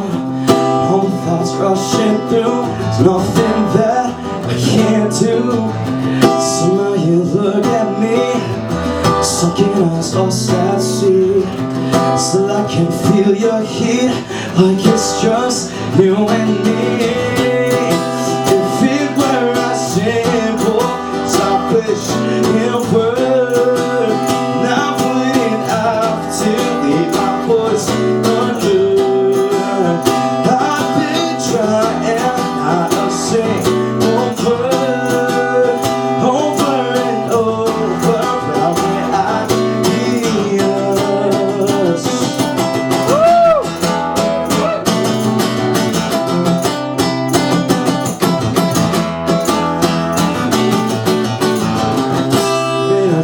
the room, reactions are in review. Still in the search into answers we all come true. I know how I'm feeling, know who to it, though you don't have to. Something that I'm feeling, well, I can't feel it if I can't have you.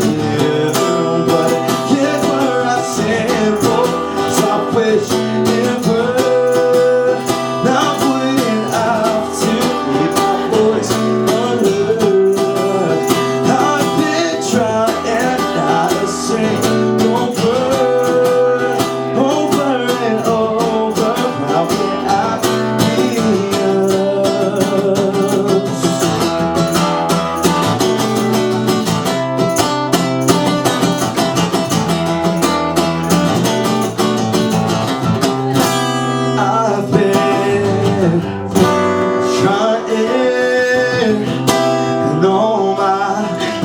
Left unlit,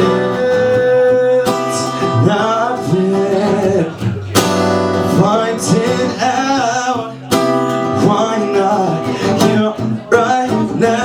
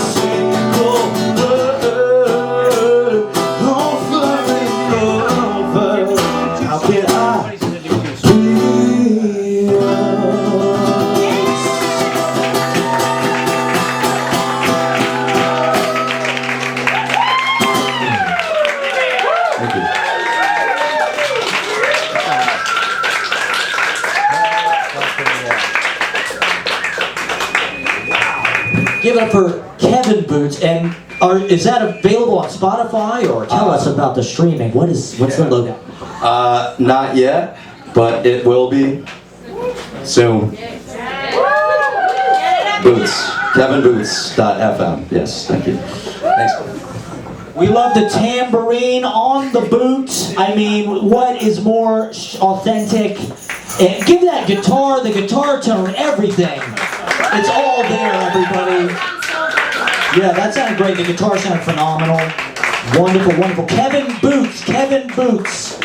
Remember the Boots student? Yeah. All right, so we have, oh my God. Emma Jane, you are on deck. Victoria Evans, if you're out there, Victoria Evans, you are in the hole. We have Angel Lugo coming up, Match, Kuzu Daddy, and more. Oh my God, what can we say about this next performer? I mean, oh boy, of all the open micers, not to play favorites, they're all equal, they're all my children, all the open micers, everyone who's, okay, so we've done 50 shows, and we've done about 40 people per show. That's 2,000 performances we've had, 2,000 in a year. And this open mic, we met last October 19th at Jada's open mic downstairs, and our lives were never the same. I mean, out of all 2,000 open micers, Ashley might be #1 in my heart, and just an immortal and beyond. Ashley is like the titan, like the element that the immortals came out of. You know, like the pre-matter.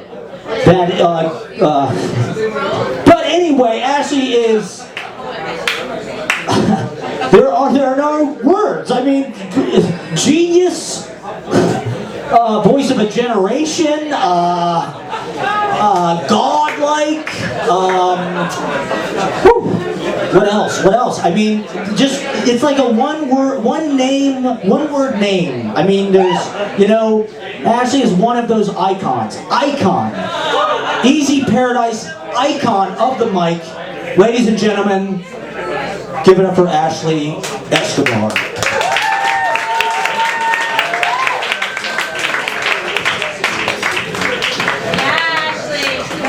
Congrats for the Easy Paradise 1-year anniversary. Woo! Yeah, I mean, there have been so many memories. I mean, the first time I was here, it was Halloween, and I was dressed as Annie Hall. And who can ever forget the Twin Peaks night? Yeah. And we met Leemore. Woo! And everyone. And Mare, yeah, no, I was like, R.I.P. Mare and Noah and and Ian and everyone. What? Not R.I.P. Noah. No, Noah's in Rome right now. Oh, okay. Yeah, so in memory, in loving memory. They would all be here if they were here, but I mean, I just want to say, if you guys didn't already know, like Matt, despite being a host of such an incredible open mic, he's also an incredible genius poet. And he hates the term comedy, but he also does really amazing talk pieces. But I wanted to dedicate my poems tonight to Matt Proctor. And yeah, they are kind of, if you remember them, then you're like a real one. Paradise, but here are a few poems throughout the chronology of the open mic. So this one is called Last Stop. Last stop, Matt's apartment, 2 blocks away from the Chelsea. I'm Emma Roberts in adult world, except not as naive. I wait until the end of every open mic instead of going home. I never get the dollar slice. I throw myself on the ground, wrestle any floorboard until I get a nosebleed and pretend I'm asleep as he faces the wall. I once had a food Twitter, but all food feels bland when you're full. I want to nibble on green olives, cheese cubes, and cornichons, and stop being yelled at by adults. Matt yells at me over Sunday night Frank Sinatra, but won't pull my hair. He's not into that. I'm into the Bright Eyes song and collective prayer. I'm capturing currency through melted chocolate coins, not Instagram lives. What about Hockney's New York? There are no new waves, only ocean, so I push him into the pool. He posts the blurriness I try to capture, but I know the algorithm won't share it with my followers. I manipulate toy trains and derail the Christmas tree. At least I don't have to deal with the consequences. What should I give up for Lent? Liking the Pixies doesn't make you quirky, nor does going to a liberal arts school. But there's an overlap. I'll trade books for bread and butter pickles. Am I the poetry project of the film world? That really was a quick Q&A. Yeah. This one's called Tripping Down the West Coast. I met a guy who lived in Mexico City, said it had more comings and goings than New York. I believed him because he was the kind of stranger that I ran into every now and then without any contact otherwise. I was searching for flames and a paper dollhouse. We only congregate outside bars over cigarettes or someone's leftover joint until 9 months pass by and we recognize each other's reflection under a dim street lamp after hours. I was hoping he'd help me find a match, but he drifted around the corner before I could ask. I kept picturing how my window must look when evening comes unannounced. Your silhouette crouched behind a sheer curtain in a now empty room. Summer used to feel like an eternity. Another kid comes into view. I know him. He's in a band called Now and lives in a world where it is always burning noon. It all boils down to The Abortion by Richard Brautigan, except you work at a cabaret instead of a library. This is our historical romance circa 2023. If you were here, you'd be a hero in Berkeley. He asked me how community college was in Paradise. I told him I memorized the city block as a child, but we've since grown estranged. His lighter gave out. I got up and walked somewhere closed. Yeah! I have two more. This one's called Love in the Afternoon. It's a sonnet in the style of Alice Notley or Ted Berrigan, I guess. Woo! I am dazed but not confused. My negligee struggles to stay on. You let it fall along with the paper elephants on my wall. It's our Eric Romer summer. Summer without a pool, but let's change that. Your foot sticks out of the sheets. The shadows embrace our ennui, and I embrace your tenderness. I was imprisoned by thought until we met the city in the rain. I love being alive with you. Being alive with you is an endless poem without any words. Words replaced by yay yay. When we make love, it turns into free jazz. We'll improvise until nightfall deceives us. And this one is called Matt's New Notebook. Matt, if you have your notebook, you should hold it up. Yeah. I point at the floating dinosaur on Matt's new notebook, where we will write our hit play. I am disillusioned by my shadow. If I follow a glib statement with another glib statement, will it begin to make sense? I remember I was 17 for a year. I shivered and it felt like high school. I used a phone book as a stepladder.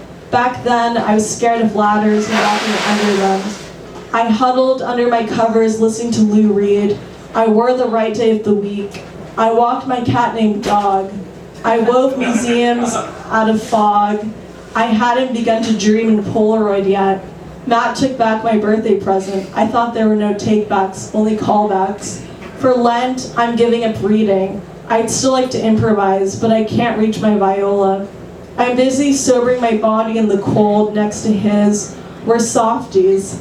Everything in New York is flat except for the hill I'm on, and the hill is my house. Strangers would come in and out of my room. Told me I should keep the music on, so I did. Thank you. I feel like users should come on. Who is that? Oh, Henri. He's a poet, but he hasn't read yet. He's a poet, but we can't get him to do the open mic. He's shy. Oh, so many memories. The Twin Peaks, thank you for bringing it up. The adult world, the Woody Allen phase, the Weezer cruise. We know everybody loved the Weezer cruise. So, you gotta fast forward a little bit. All right. Ash. More Weezer for everybody. Sing along. They want to go back there. Memories make new. All right, give it up for Ashley. Give it up for Ashley. And doesn't she look fantastic? Come on, give it up for Ashley, everybody. Beautiful, beautiful. That was actually a great idea. Reading things from throughout the year. Really, that was a great idea. Great job, Ashley. All right, thank you. All right, give it up for Ashley. The immortal. The ethereal. All right, do we have Emma Jane? Yeah. All right, give it up for Emma Jane. Everybody. Here comes Emma Jane. Hi everyone, my name is Emma Jane. This is my first time doing stand-up comedy. And my first time standing upright in New York.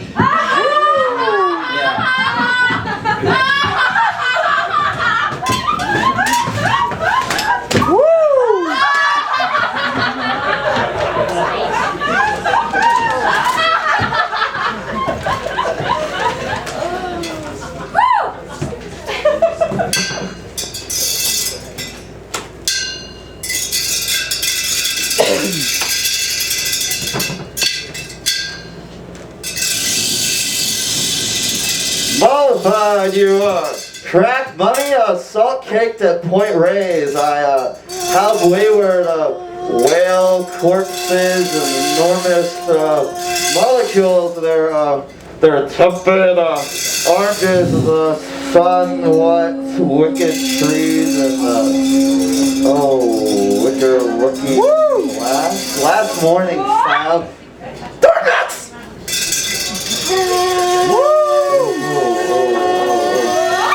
Well, TV is a bottomless, one hole abyss, whole pit like Clarice Lispector. Your trail purple, and each dark of glass racked by the city Shelley smile, robbing with the balls, conflict will be fine. In the ribs and whale one side eye. This is the manifesto of the No Earnesty movement. The gutters are full of leaves.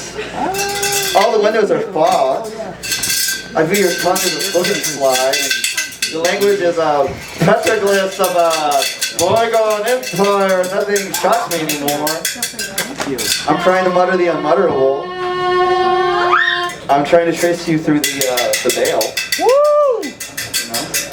Yeah! Lining up toy frogs, all been Patterson like I, the figures rainforest in Arkansas by the time must be tadpoles. Try to relax your fear of white crows and mountain home. The dulcimer reappears, sweet gum hollow is a body full of false leaves and humor is a whole closet full of hairs and monologues. Slide clocks, guesswork. I soiled your quilt on the rocking chair and flipped it over so you wouldn't notice. I'd go gingerly now, only caress and stop pouting. Thank you very much. Woo! Wow. Good job. Oh my God, Emma Jane. Wow. Phenomenal. I thought we'd be ambushed by some kind of terrorist citizen theater action that was gonna just totally up in the open mic, and that was phenomenal. I love that. That was my favorite memories. Give it up. Emma Jane, who are you? Are you ETW people? That's gotta be some tish. I'm sensing tish. That's okay, I love it. That is my shit. That was amazing. That was one of the most beautiful things we've ever had in the open mic. Give it up for Emma Jane and company. I don't know who they are. And thank you, Clare Lichtenstein, for this wonderful helium balloon. We're all gonna get high on that in a little while. Hey! 2 drink minimum, everybody. All right, so we have, Match, you were on deck. Kuzu Daddy, you were in the hole. Is Victoria Evans? Was that Victoria Evans? Was one of you? All right, well, let's get Match up. Is Match up out there? Give it up for Match. This guy is a professional beatboxer. He is incredible. We've had him the last few weeks. We're very lucky to have him. He's a great artist. Give it up for Match.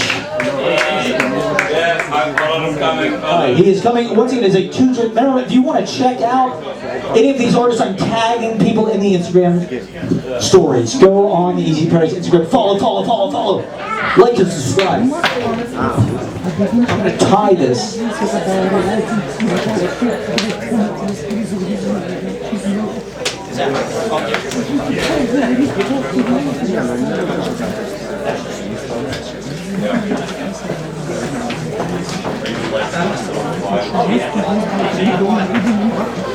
Little lows, less mids, little highs.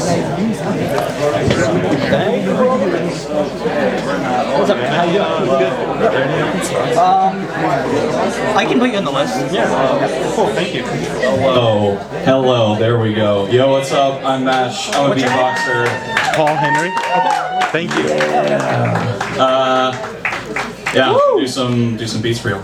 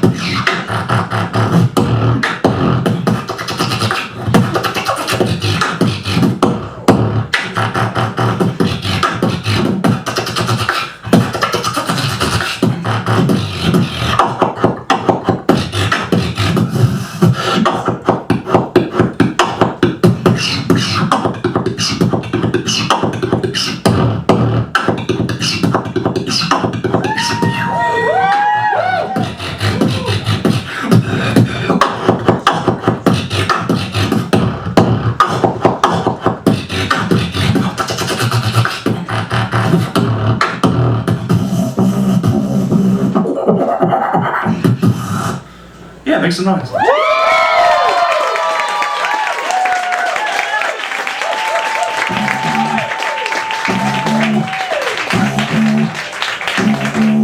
Yeah, I'm just gonna do one last composition for y'all, and then I'll get the fuck off.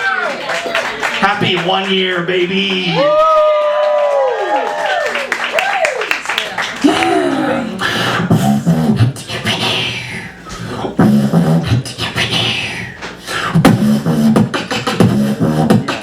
So trapping, there's no need for further action.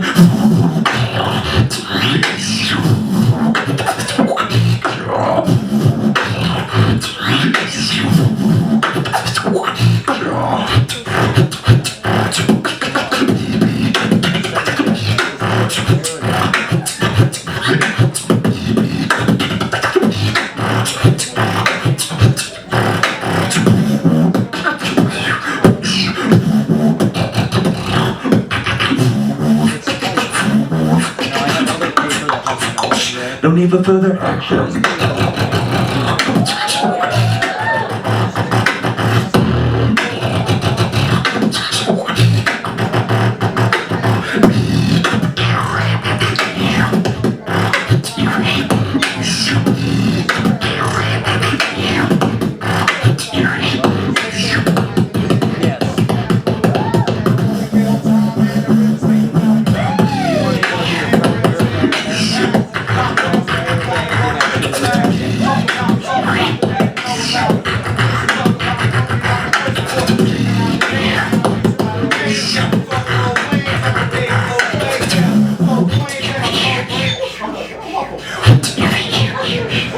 sound as good as that sounds, does it?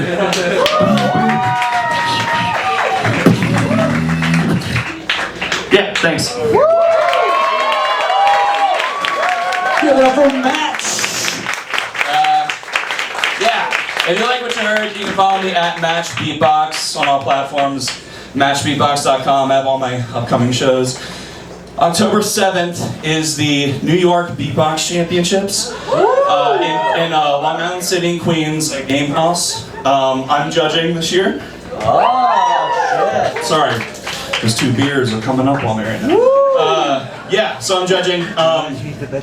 If you want to go, just like shoot me a DM or just talk to me. I mean, I can get you like 15% off or whatever. But yeah, so let me know.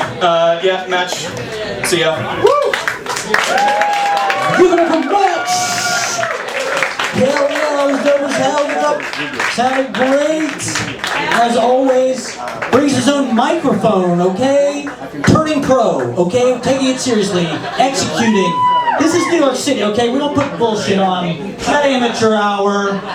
This is a show. This is a real show. This is the hottest acts in New York. The people, they don't want to put this on TV, okay? The corporate media, the lamestream media. Speaking of which, this next act is definitely too hot for the lamestream media. We are so, I mean, this guy is just a magic human being. I love him.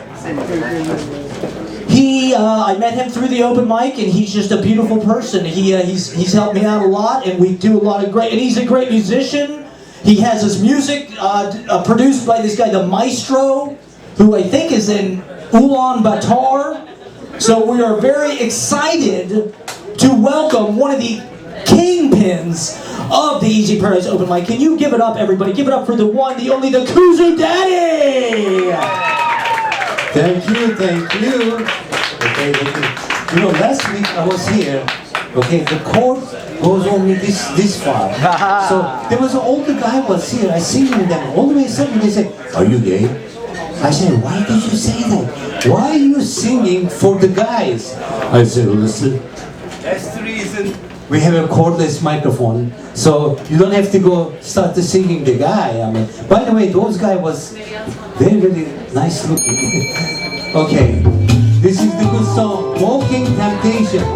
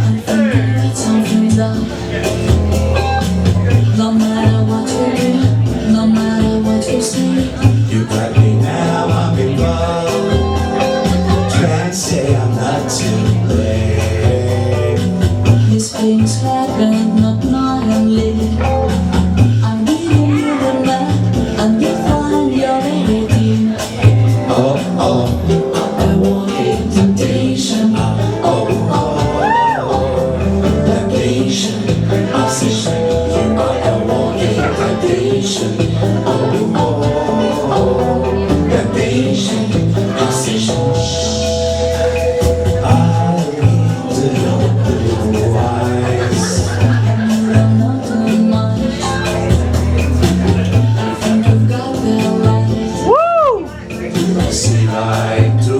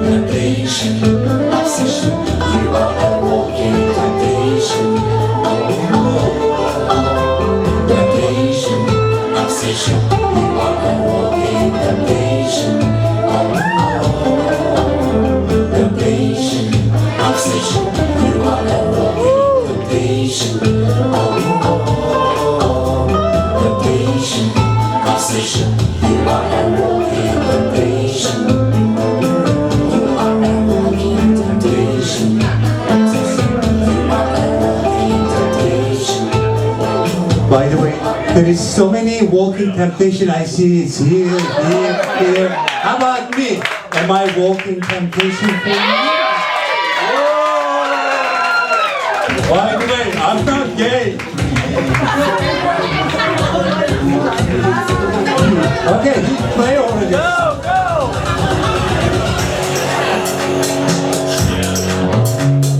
First time that I saw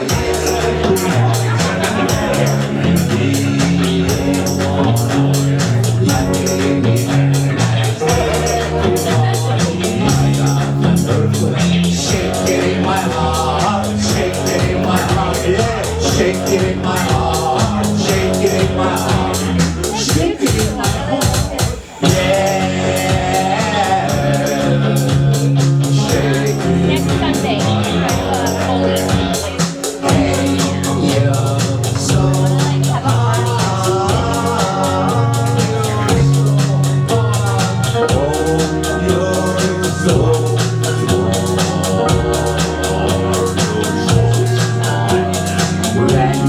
next to me, goes on. What is he doing? It's more of a music video than a show, you know? So there he is. Yeah, right, exactly. We're all just extras. Look at the crew. Yeah, I know. It's like 3 videographers. That's what everybody should have. 3 videos. Running every time. I should have asked him to. Is your camera's HD though? Yeah. Does it look pretty good? Yeah. See, this camera looks like shit.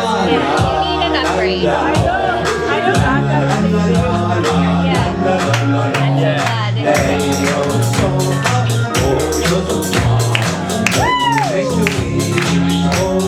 went for dinner after the last Young Echo show with Kuzu Daddy. He like took me out for dinner. Oh, really? Where'd you go? Some like really fancy place in Williamsburg. I think he was high on acid. Like, but he's like, you just order anything. And I was like, okay. And then I got drinks and like all this like 3-course meal. Oh my god. Well, because I got home at like real late. He got home after me. Yeah, I was like, he said he got lost on his way after he dropped me off. I figured, that's awesome. Good for you. That's amazing. That was fun. That's hilarious. Sexy, sexy girl, sexy, sexy girl, sexy, sexy girl, sexy, sexy girl, sexy, sexy girl.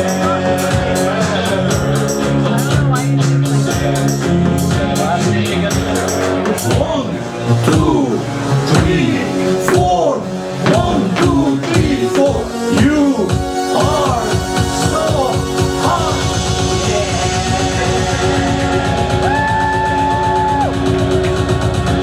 Yeah, she is so hot. How about me? I'm not so hot. Okay, thank you very much, Kuzu Daddy. Happy New Year. Give it up for Kuzu Daddy! Is everybody okay? Is that... Give it up, that was fantastic. Give it up, thank you. That is the East Village is all about that. We love it. Sexy, sexy. Hopefully no one was too offended. Not me, it was you. That's right. Give it up one more time for Kuzu Daddy. The great Kuzu Daddy. Those are all original tunes. Check out his videos on Facebook. Add him on Facebook. There's a lot of great content, believe me. Add him on Instagram. I tagged him. Okay, good. All right. Kuzu Daddy. One more time. All right, so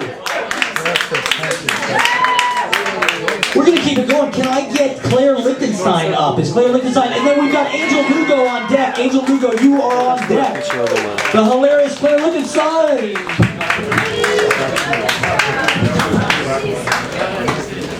How are we doing today? Woo! Can you guys hear me okay? Yeah! Everyone looks so beautiful. Thank you. Woo! You're welcome. You too. Thank you. It's a little tighter than last time I wore it. But that's cool.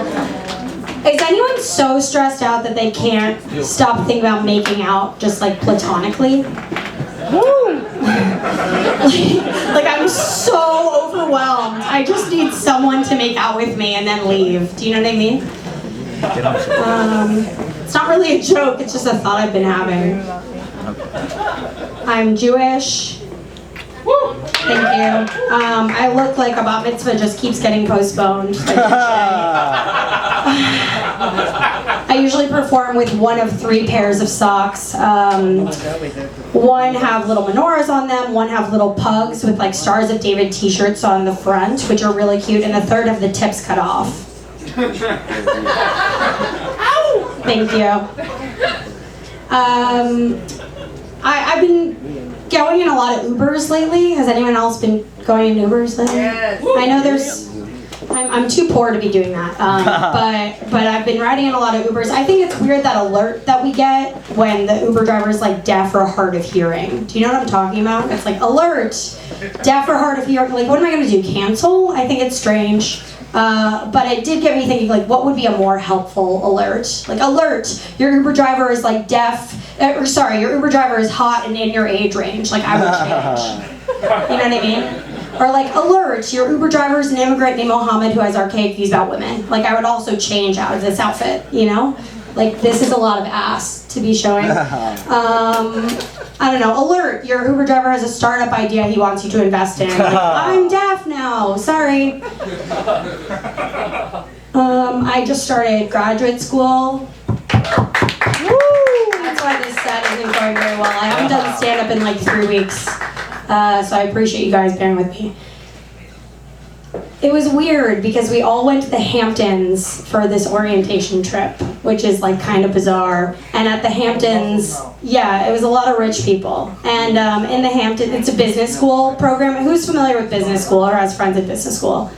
Yeah. Yeah, business school is the type of place like you go if you want to redo if you weren't cool in college. That's the type of environment people go for. And it's interesting because we had what's called a white party. Is anyone familiar with this?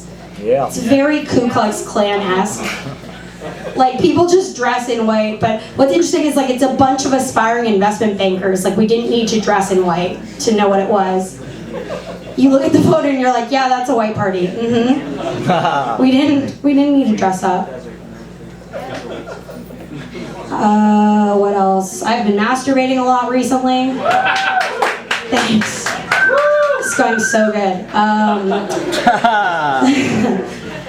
Yeah, I think it's because my apartment's haunted by a horny ghost. Yeah, it's cool though. I mean, I've been ghosted a lot by humans, so I've been trying to actually date this ghost, and it's been going kind of well. It's hard to keep in contact with him though. Like, I can't really message him without like a Ouija board or like a seance, which is tough. I mean, he leaves me like love notes in the foggy mirror, which I like. So stupid. Who are you gonna call? Nutbusters. So dumb. So dumb.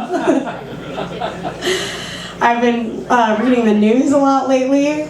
Anyone else read the news here, or just me? Yes. I was reading CNN the other day, and the headline was, "Minor league baseball player comes out as gay." Isn't there a war going on in Ukraine? Like, does anyone know? Is that still happening? I'm not totally sure. It did get me to read the whole article, and it got me thinking, like, maybe we should have gay-themed news, like, all the time. I feel like I would read that, like, I don't know, Brett Kavanaugh caught with gay porn on his work computer. Like, I would read that. Would you guys read that? Mitch McConnell stares lovingly across the aisle. Brett Kavanaugh, like, if he's caught with gay porn, he blames his high school buddy in liking beer. No, I fucked that up. Okay, here's something. I wrote this today. Did you guys know dolphins are back in the Hudson? Yeah. Did you guys know this? It's kind of terrifying. How do we feel about this? Clap if you like this fact. Okay, I think it's kind of fucked up, to be honest, because, yeah, maybe nature's healing, but, like, I feel like we're forgetting a fact. 59 dead bodies are found in the Hudson per year. Wow. Yeah. I feel like dolphins are the type of, like, French bulldogs of the sea. Like, they shouldn't really exist. We have to protect them. You know what I mean? Like, Little Mermaid SVU crossover episode. I just feel like they shouldn't be there. I don't know. No, okay. That's not really anything. I thought that was something. I can just call it here. This is my first stand-up back in 4 weeks. How do we feel I did? Thank you guys. Some housekeeping. We have a show that I probably shouldn't be hosting on Wednesday, but our very own Matt Proctor's on it, which is kind of cool. Please let me know if you want to come. At Good Potential Productions on Instagram. We have an audition mic like the hour before the show at like 6:15, and whoever we like from the mic gets a spot on the show, which is pretty cute. All right, thanks guys, bye. Give it up for Claire. That's what it's all about. The war, the open mic, pushing ahead, starting book. The comedians get it harder than anybody. That's why we love them, because they plow, and it's great. So yeah, come see us Wednesday. Thank you, Claire, for having me. We're going to have a great show at Hellphone. So come out to Hellphone on Wednesday. It's $22. But you get a drink. You get a free drink. So Industry artists get 50 off. bam! Everyone here is an artist, so you all get 50% off. Give it up one more time. She got the balloon. She gave us the balloon. So, growing up, grad school, it's good. Buying people birthday balloons. That's a sign of maturity. Give it up one more time for Claire. Lichtenstein. All right, so we have Victoria, Claire's roommate. You were on deck. Sorry, sorry. Antonia X, if you're out there, you were in the hole. Can we get Angel Lugo up, the BK native? I believe he's going to have a special guest also on the track. Does anybody have a dongle? I'm not sure if we're looking at a dongle. Is this a dongle? No. Does anybody have a dongle? Anybody? Okay, I'm not sure. We have to find a dongle first, because you don't have a headphone jack, do you? Let me see. No. All right. Yeah, we got to find a dongle first. Hold on. We'll bring it up in 1 second. 1 second. Yeah, email it to me. Hold on. Let's get Victoria up. We'll do this while. All right, give it up. Can we get the great Victoria? Is that okay? She dressed up. She looks fantastic. She's in the bow tie. Ladies and gentlemen, Miss Virginia. Miss.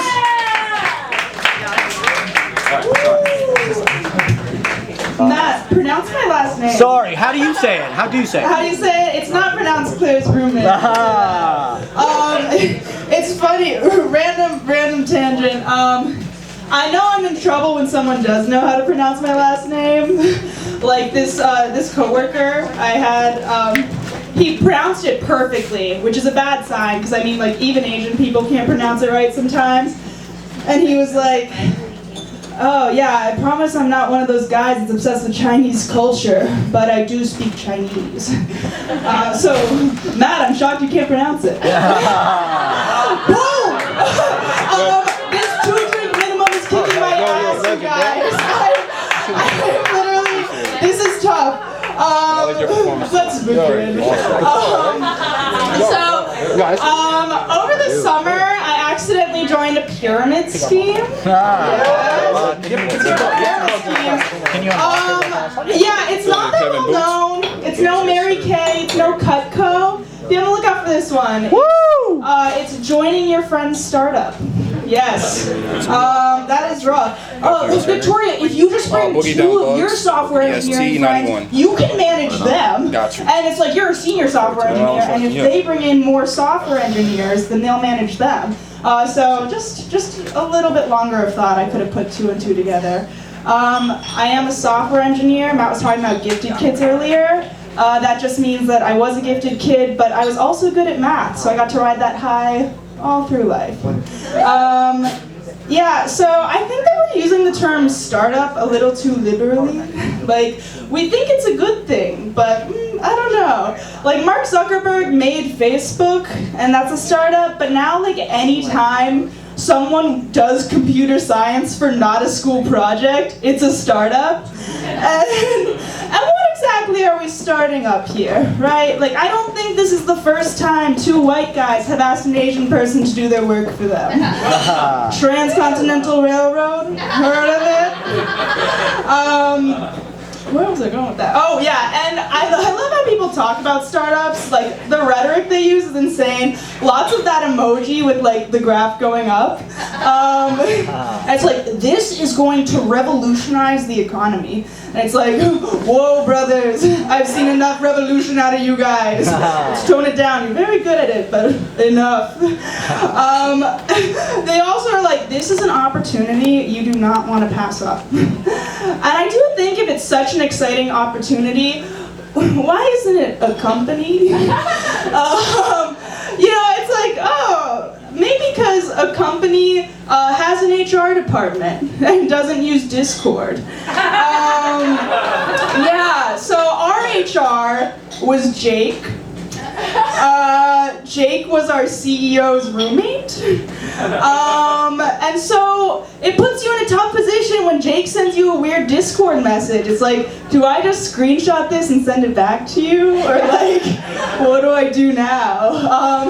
I do think it's a red flag if any of you are thinking about joining a startup. If your CEO has a roommate, I think that's a pretty good indicator that you will not get paid on time.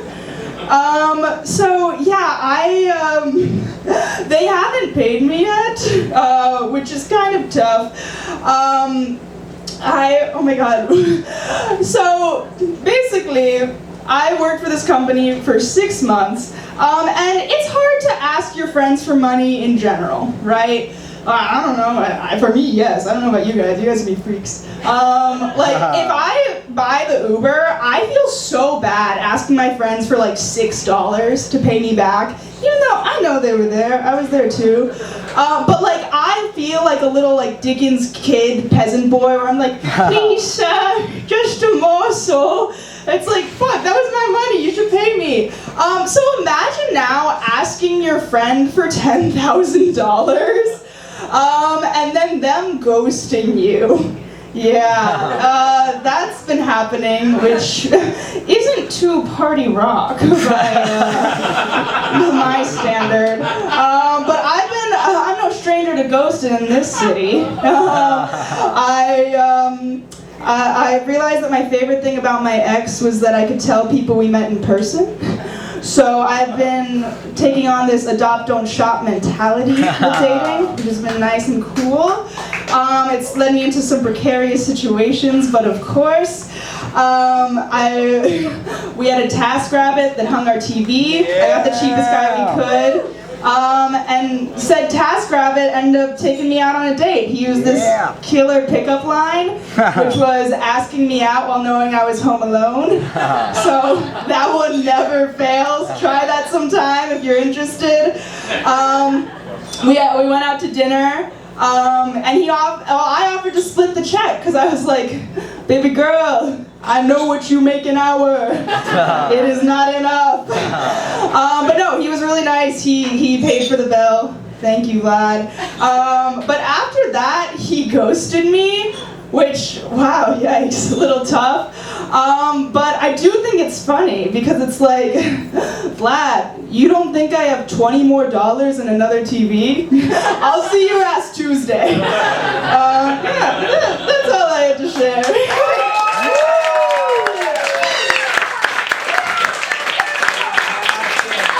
Victoria Chua? Chua. Yes, thank you.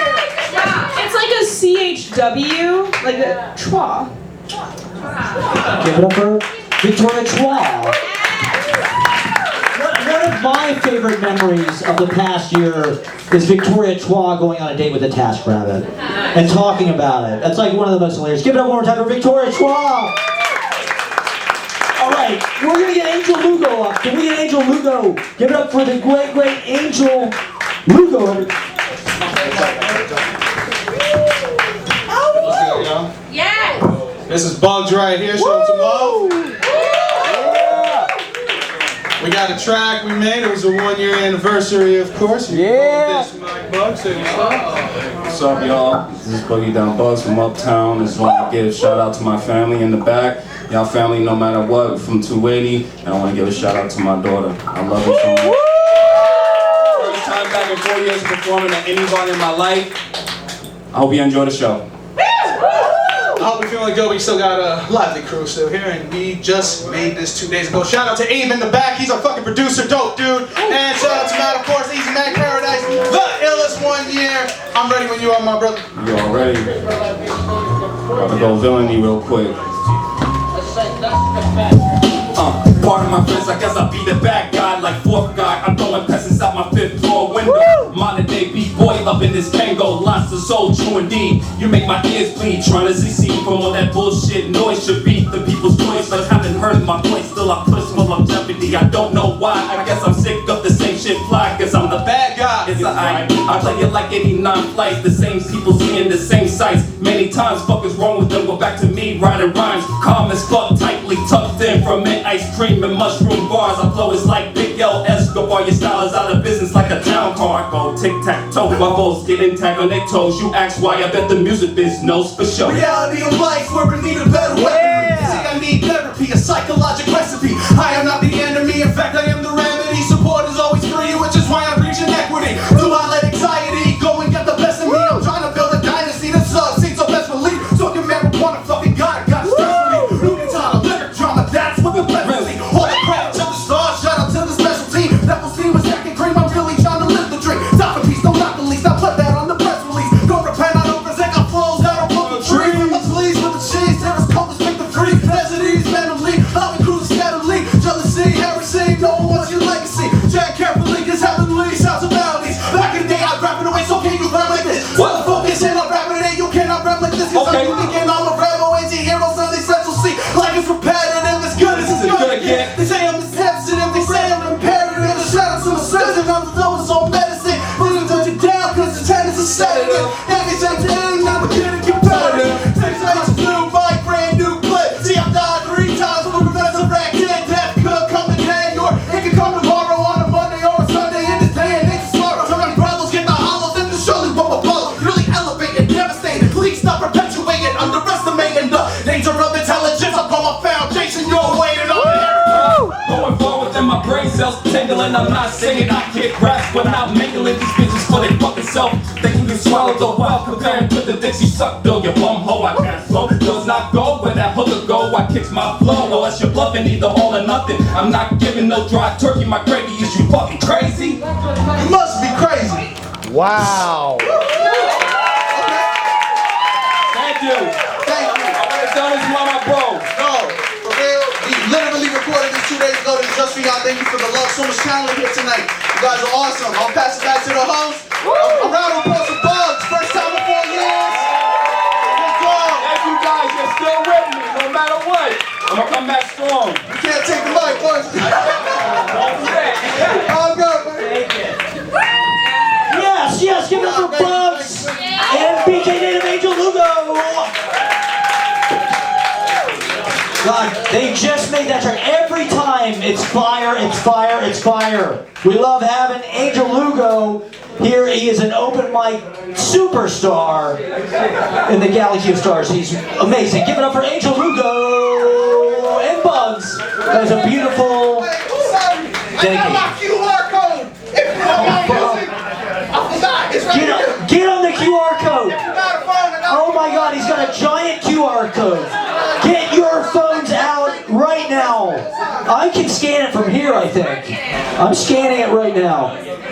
All right, is Antonia X? Antonia X. Is that it? Is that the no? Okay, let's get the great. This guy is hilarious.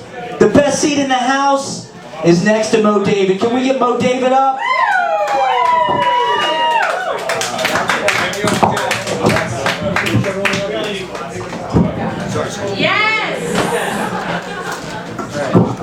What's up? Happy birthday! Everyone give it up for Matt. Happy Easy Paradise 1 year. This is an amazing mic, it's an amazing space.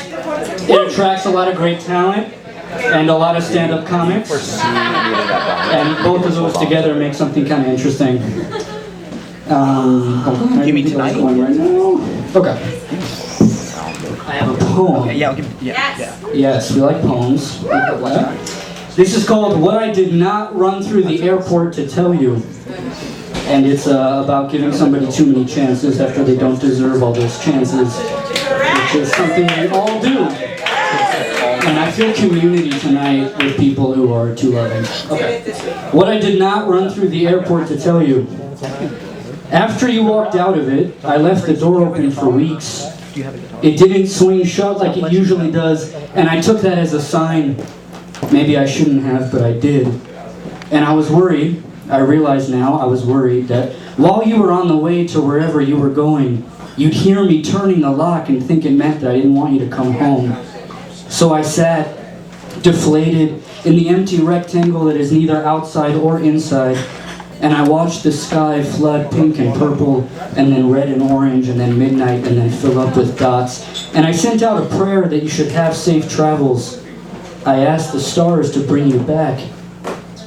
But now it's been many nights in the open doorway, and my only visitors are rainstorms and wild dogs looking for a place to sleep. The house has been infiltrated by birds, and I am powerless to stop them from nesting in the rafters because I don't want to move and miss the sound of your tires on the gravel drive. I am only growing down, my roots clinging to the spot where I saw you last. Yo, shut the fuck up! I am nearly dead with how still I've been staying. If I was ever going to tell you this, if I thought you'd listen, I would tell you about how for weeks it was my faith in you that kept me warm. It cooled me when the sun burned my cheeks. It suppressed my hunger, occupied my mind while I sat and waited. If I was ever going to tell you this, if I thought it would even make a difference if I did, I would tell you that a nice house is hard to find, and maybe you shouldn't take off just yet. And if you have to, then the polite thing to do next time is close the door behind you on the way out. Thank you so much. Yeah. Shout out to Matt. I appreciate it. Have a lovely evening. I love you all with all my heart.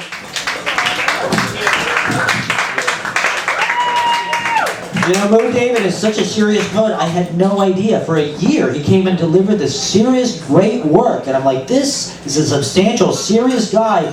And I sat next to him, I think at the library. He's hilarious. This guy is hilarious. He's a real cut-up. Do yourself a favor. Get to know Mo David. Fantastic artist. Give it up for Mo David. All right.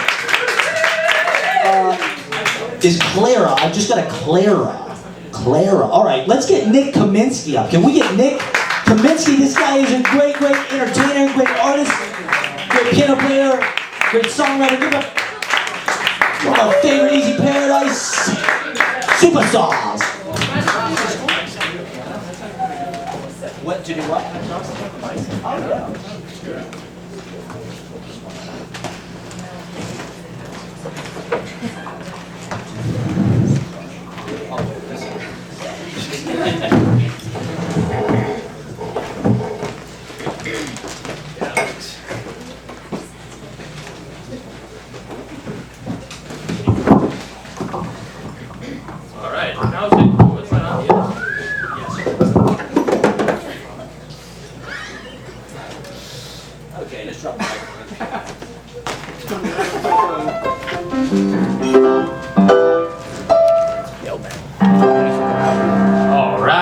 Here we go, here we go. Definitely not. Anytime you Here we go. Yeah, great to see you. All right. You know, my buddy Match, shout out to Match, the beatboxer. Woo! Yeah. So, Match is one of the top 16 beatboxers in the country. Woo! But at least top 3 in my heart. Yeah! And Match told me you should come out to some more open mics, and you might get laid. And then I found out that all the girls here are gay. So, anyway, here's a song about something like that. My girlfriend is the tops. She pulls out all the stops, but there is something that I must confess. My girlfriend doesn't know about my grinder, and I think I've made a mess. When walking in the park with my lover, while birdies sing and sunshine fills the sky, she doesn't notice my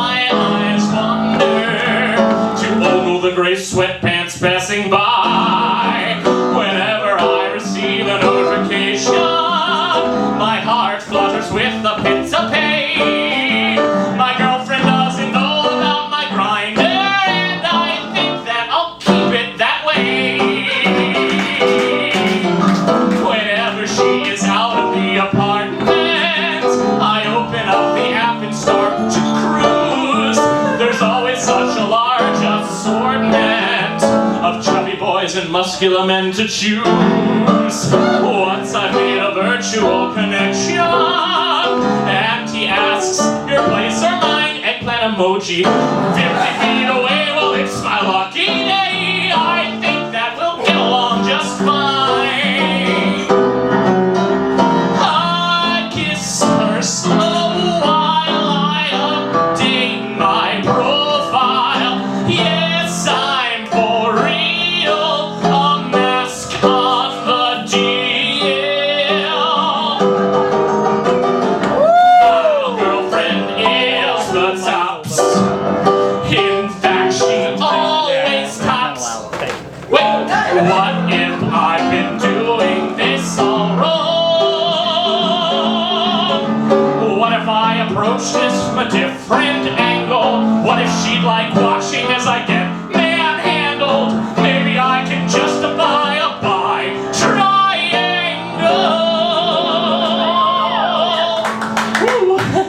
If all goes well, it may mean more for me, as long as she'll explore polyamory.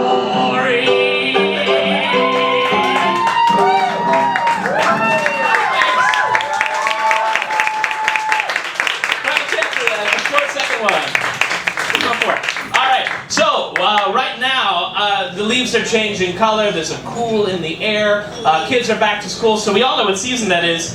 It's fucking Christmas, bitches! Yeah, that fat bastard comes early and earlier every year, and I'm fucking here for it. Here's a Christmas song.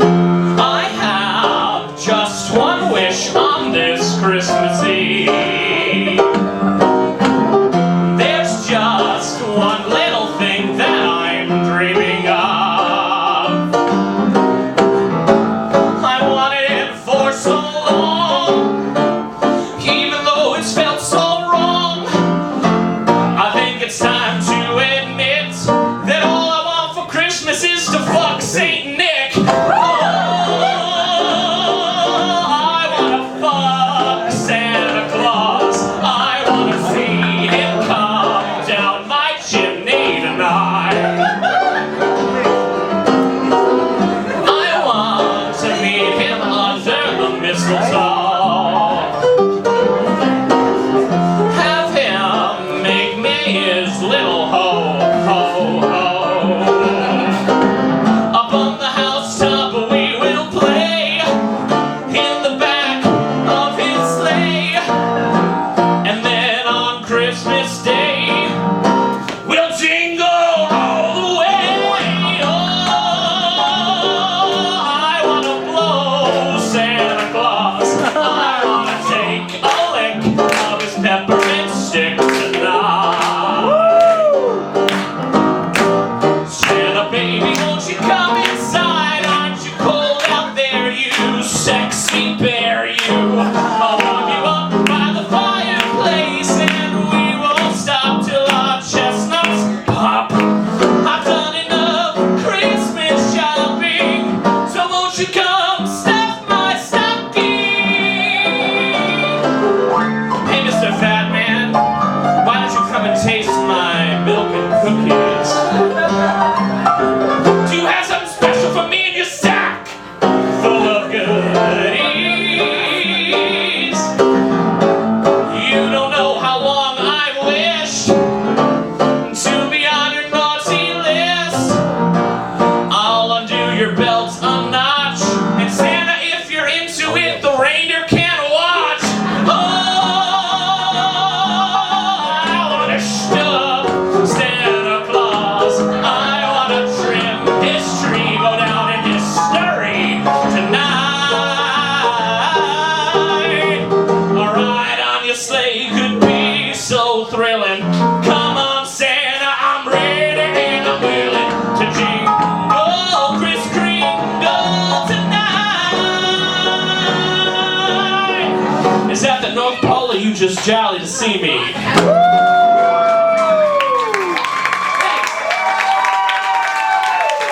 Happy birthday, Matt. Thank you.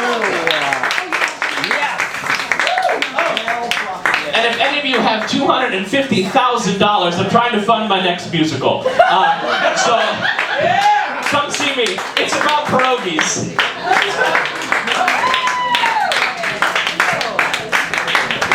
Give it up for Nick Kaminski. Let's start a crowdfunding. Let's get this musical about pierogies off the ground. Broadway needs it. Broadway needs this content. Give it up. That was fantastic. Christmas. It's Christmas in September. Oh yeah. Of course. It makes perfect sense. Saying as a bear, it makes perfect sense. Give it up one more time for Nick Kaminski, everybody. Alright, so we have Alexis Ramirez coming up. We have Annanya George coming up. We have Alex Schmidt coming up. Joe Briggs. And more. Mo Patel. Amy Milin. Jackson. Jake and Louie. And more. This next act we're super stoked about. Can we give it up for Anna Scola? Let's go! Give it up for Anna Scola.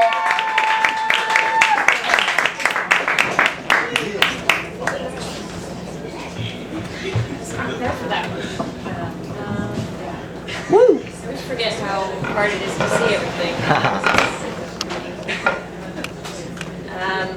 I'm going to read a piece called With Women at the Weeping Wall. In the open plaza, an old man in the black robe told me to cover my shoulders. I threw on the crumpled pajama shirt that was buried in the bottom of my bag. He asked me to pull out my right hand, so I clumsily tucked my phone under my armpit and extended an arm. He knotted a red thread around my wrist and mumbled something in Hebrew. Donation? He asked in English. No change, sorry, I replied. He pointed to a fence that divided the space into two unequal parts. Men strolled to the left. I was directed towards a line to the right. Minutes before, a guide had walked me through the old city. As we cowered into a dark room smelling of wet stone where King David was buried, he recited biblical events. I listened half-heartedly while my eyes wandered around the intricate window panes in the room where the Last Supper would have happened 2,000 years ago. In the alleyways between chiseled yellow bricks, tourists and locals moved with intent direction through the Armenian, Muslim, Christian, and Jewish quarters. We came out into a central square where a mass of gun-clad military uniforms paroled the crowds. The guide said there was a Jewish temple built atop a hill, the first and then the second temple of Jerusalem. The hill was encased with walls around the Temple Mount. The Romans barred the Jews from entering the temple, so this border wall was the closest they could come to their holiest of places. The first temple was destroyed by the Babylonians. The second temple was demolished by the Romans. All that remained was one side of the foundational structure, the western wall. The guide instructed me to touch the wall and put a prayer in between the stones. Against a pale blue, cloudless sky, I saw a wall over the barricades and walked through a chained entrance. Closer and closer, the wall towered over me in the color of sand, as though made of particles that could at any moment collapse and bury the crowd. Hundreds of plastic chairs clustered in front of the wall. Women sat in shawls, some with books in their hands, rocking back and forth, whispering to themselves. Others sat with their eyes closed, hands clasped, in total stillness. I was inducted into a noise of undulating octaves that were in one instant piercing and another trailing echoes into the atmosphere. The hot desert air sunk over me. I sat in one of the chairs to write a prayer or a wish or a message. As I stared at a blank page in my notebook, I tried to imagine what my grandmother would have written when she came here for the first time 40 years ago. My grandmother, Rita, was not a religious person. She was born in Moscow in 1934, around the time when the Soviet Union was pushing propaganda to divorce all people from religion. A higher entity would distract from the devotion of the state, the highest of entities. As she was growing up, Stalin spurred immense hate against the Jewish people, and anti-Semitism bled into the Russian population. Though she talked about this very rarely, I know that Rita hated the way that religion brought out a sense of hatred between people. To her, and then by extension to me, being Jewish carried no religious qualities. It merely was a fact of our blood, because her mother was, as was hers, as was hers, as was hers. Between my thumb and forefinger, I caressed the necklace that Rita had given me when I was young. The silver pendant with opal inlay is in the shape of chai, the Hebrew word for life. She bought it in Israel in one of her trips to visit our cousins who had immigrated from the Soviet Union in the 80s. Rita dreamed that I would someday travel to Jerusalem for myself. She wanted me to be proud of a heritage the way she could never be in her own home. This chai necklace was my reminder, and it beckoned me. When Rita passed away 4 years ago, the pendant took her form laying against my chest. Since then, Chai has never left my body. It is as much as part of my skin as the creases on my palms. As I sat finally in the holy city with Rita's Chai warming my skin, for the first time in my life I was compelled to write in her language. On the corner of the page, I wrote my message in Russian, a wish through her voice. I waited a foot from the stone. My shoulders touched the women beside me and around me. The sound of weeping by the ground drew my eyes to a woman kneeling, gripping the wall with the veins of her fingers pulsing, as if willing the wall to melt into the shape of her palms. In between losses of breath, she let out extended, heavy-bodied cries. An older woman beside her, in a crippling contortion, mumbled rapidly under her breath. Another woman pressed her phone to the wall so the person on FaceTime could be there too. She whispered softly with her pixelated companion, and the frequencies of their conversation were absorbed into the rock. A young girl in front of me put her forehead on the wall and hid her face with her palms. The purple shawl over her shoulders radiated against the sandstone. My eyes scanned the surface of the wall. I began to notice the deep crevices between bricks filled with folded paper. Each gap was sealed with fold upon fold upon fold. I saw fragments of English, Russian, Hebrew, and numerous other languages. The notes reached a ridge that was more than 3 meters above the ground. They reached so high that my eyes had made them up to be part of the rock. I thought about the kind of will that lifted women to reach far beyond their wingspan, and what towards. A pigeon sat on a protruding brick far above and looked at me with a tilted head. I peeked just slightly over to the other side of the fence. The men stood in solitary stances, meters apart from one another. Their space was a vacuum of quiet that halted at the fence. An older woman beside me grasped my hand. I flinched from an initial instinct, but then tightened my palm. She squeezed it just as my heart started to burn as well. Between the creases of our interlaced fingers, I held the scrap of paper with my prayer. My natural impatience wilted away, and I stood with my feet firmly planted in the earth as the women ahead of me emptied their souls. All the while, the resonance of their emptying washed over me like a song that my grandmother used to sing. I wish I was one with other women, and we pressed ourselves shoulder to shoulder to hold each other as our bodies lost the strength to stand alone. The girl in the purple shawl looked up and touched her lips to the rock for a moment. She turned to me with shimmering eyes, silently calling for me to take her place. Her face held a longing and a heart sickness, and what I thought could even be a hint of relief. I stepped forward and gave her space to recede. She paused, looked up at the stone again, and whispered something. She did not turn her back to the wall, but took small steps backwards. Her body bowed and swayed back and forth in a soft motion as she retreated. I approached the wall with my fingertips. The dimpled surface was colder than I expected, but so smooth. Some kind of vibration came off the wall, perhaps from the voices of all the others speaking into the rocks. I rested my whole hand on the wall, and then the other. Then, as if gravity had changed directions, my body heaved towards the cold. I wanted to be closer and closer. I wanted to extinguish any space between myself and the wall. The sound of weeping women echoed through me. My forehead fell against the stone, begging the wall to silence the whole world. I nestled my face with my palms so that my panoramic sight darkened. Chai dangled an inch from the surface, and like a weighted pendulum, swayed and broke. And then, so suddenly, so sharply, so deeply in the pit of my stomach, then my heart, then my throat, then my temples, something burned and boiled and burst, and my eyes could not contain. My face broke into millions of shards, and I wept at the wall and wept. And then everything was silent. After a time that I could not possibly appraise, my body softened. Still pressed into the wall, I crushed the slip of paper in my palms to become smaller and smaller so that she may find a place with her sisters. Though I wanted to believe these crevices were filled with hope and good faith, I saw hands and foreheads desperately pressing pain into the stone, as if a placeholder for all the body could not hold on its own. I left my prayer, deeply wishing my words of love would reverberate towards the women to take this place when I would will myself to leave. Before I let go, I left my tears on the stone. As women continued to grieve together and hold one another, I backed away slowly as the girl in the purple shawl had taught me. I could not bear to walk away from the wall just yet. I took a seat and watched still as the wall happened. And in the heart of the old city, my chest rose and fell with Rita, matching the rhythm of all the women that came before me and would come after.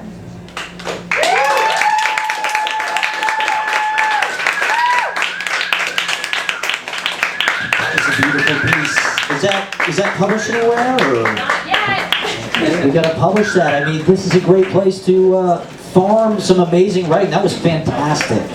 Thank you. Thank you for sharing that. Really beautiful. Give it up one more time for scola. Scola. And publish this. Peace. That was fantastic. Definitely, please come back. That was amazing. Is Bradman here? Bradman. Okay, Bradman's not here. All right, so we have Annanya George on deck. Amy Milin, if you're out there, you're coming up. Alex Schmidt, Natalie, Joe Briggs, Hamza Shudri. Who else? Mo Patel, Jake and Louie, Jackson, Jack Barth, and more. And so many more stars. Okay. Can we get Alexis Ramirez up to do some hilarious comedy? Give it up for Alexis Ramirez, very, very funny comedian.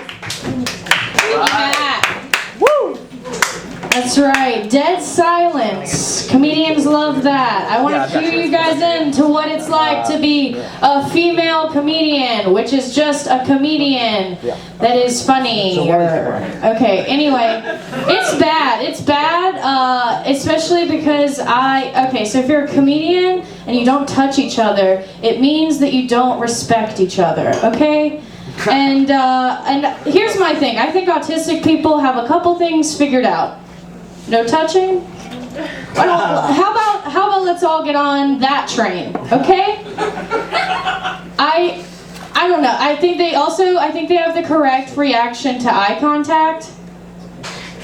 Why are we still doing this? Eye contact is for two people. It's for your mother and people who have seen your cum face. That's the end of the list. Like, I take eye contact as a sexual advance. That's why I do this joke at the top. I can't see you guys, but I know you're all looking at me. Guys, all the comedians are not laughing, which either means they hate me, or are you guys mad at me? Do you hate me and you're mad at me? Okay, so, I don't know. I'm a woman. But I'm a bad woman. I empathize with men too much, you know. Sometimes I feel like a man on the inside, but I don't have any plans to change my appearance, which I think confirms that I am a man on the inside. That's right, we all agree, what's more manly than being lazy about expressing how you feel? Oh, you guys communicate? No, you don't. I have a vibe, okay, and it's that I'm not afraid to die. Everyone's running. Everyone's running away. Everyone doesn't want to die.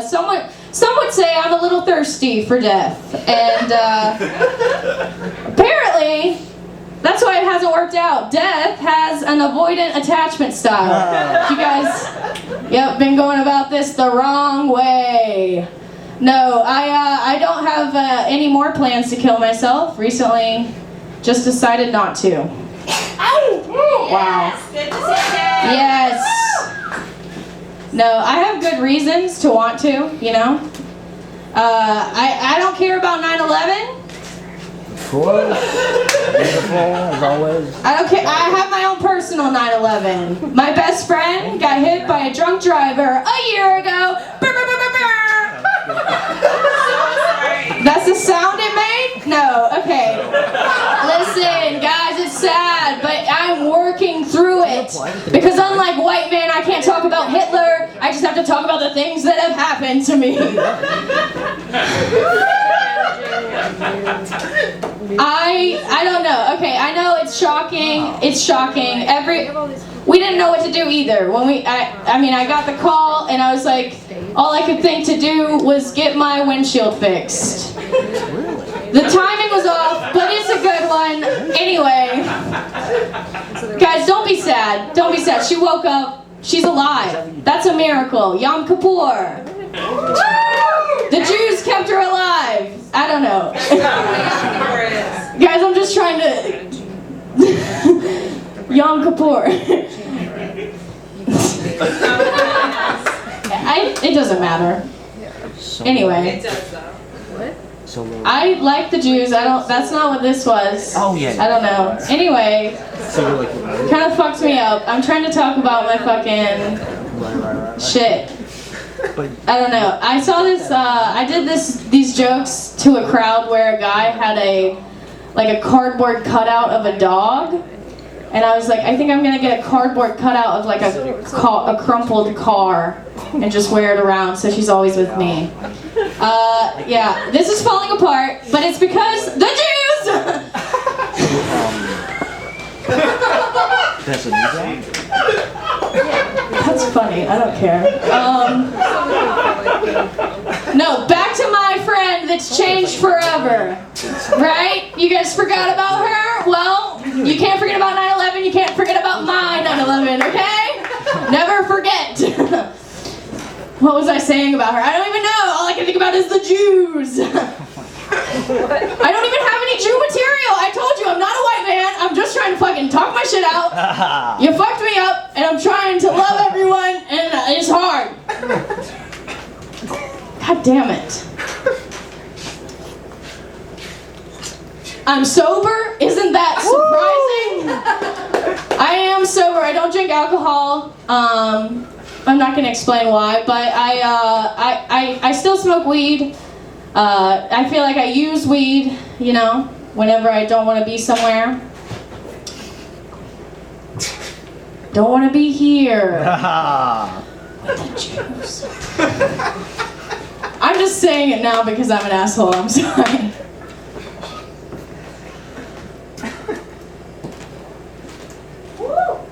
No, but being high in public, very scary. Do you guys agree? Hell yeah. Yeah. And I don't know, being high in public, if you've never smoked weed, it's like the closest thing I can think to describe it is imagine you're in witness protection, you know? You're trying to look nonchalant, but deep down, you know someone's looking for you. It's okay, the Jews hate me, you guys hate me. I hate me more than all of you, so who's the real winner? I don't know, I had a good up front, but it's okay. I'm not gonna kill myself, don't worry.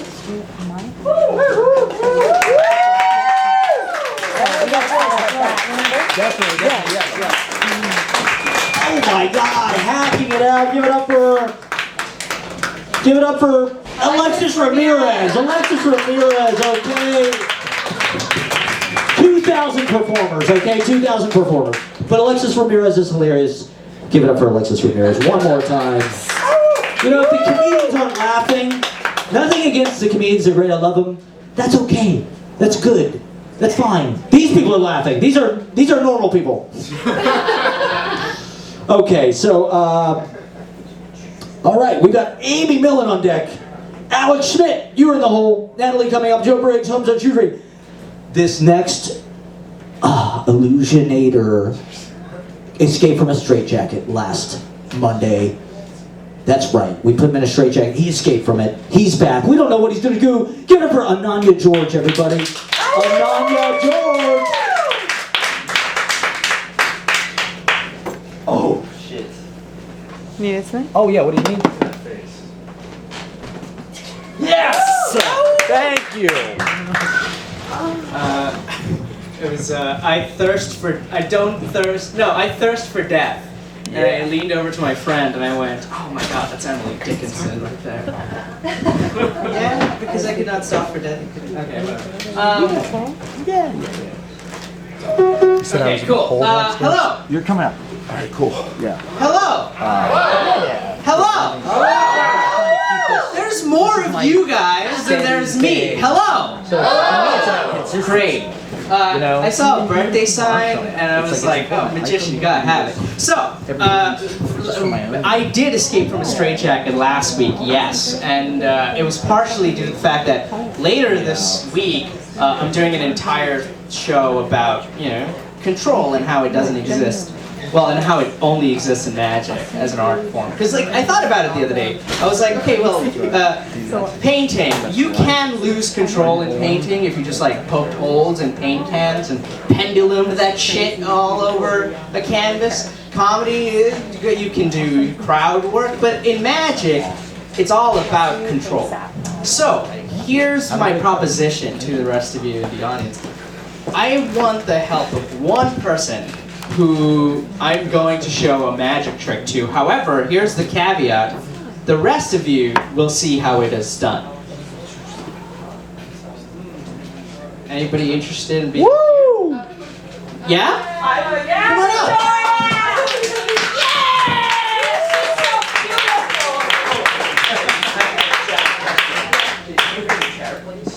I have to bring a chair. Yeah.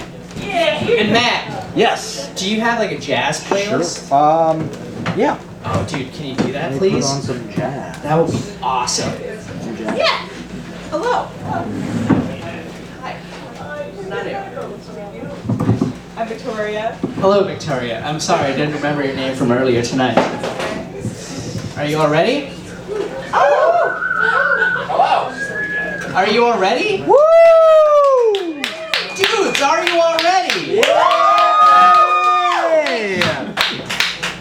Are we good, man? It's ads. It's ready for ads. Here it Hello, comes. Victoria. This is yours for the time being. Whatever you want to do with it.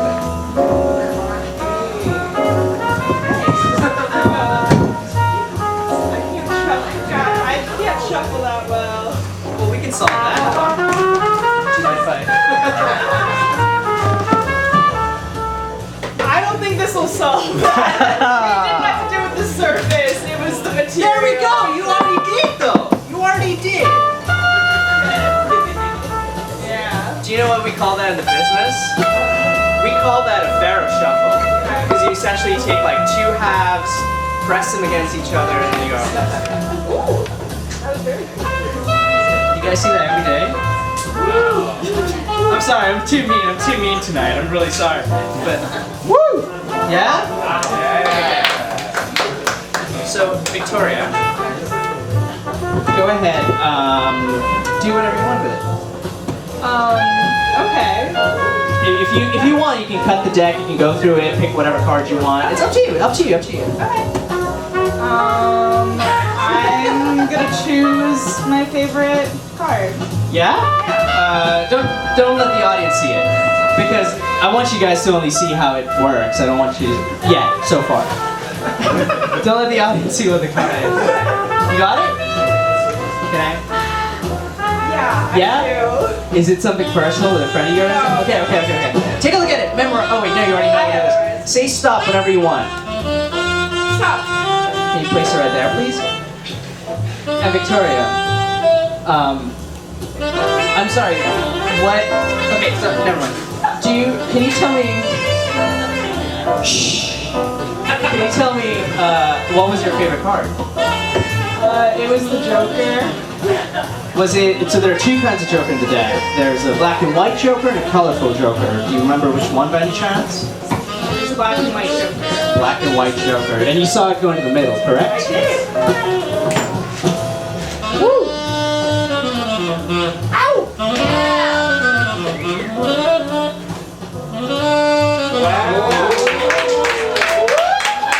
Who saw how that worked? Applaud if you saw how that worked. Yeah? Do you want to see how that worked? Sure, I love it. Okay, I'm gonna telegraph it all in front of everyone. We're gonna take the black and white Joker, place it face up in the middle of the deck. Victoria, when I looked at you and pretended to ask you something, I did one of these. Yeah? But let me do it again.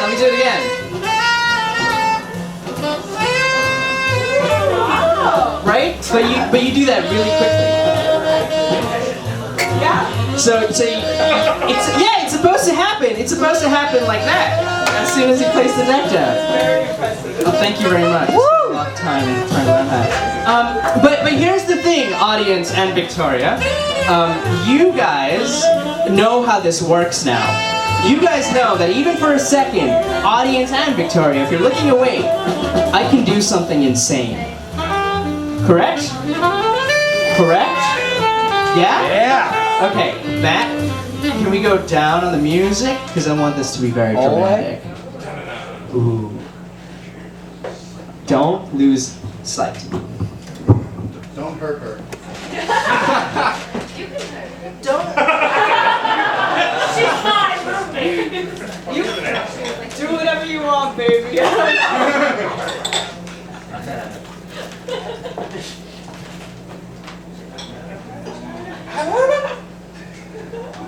Can you push that in, please?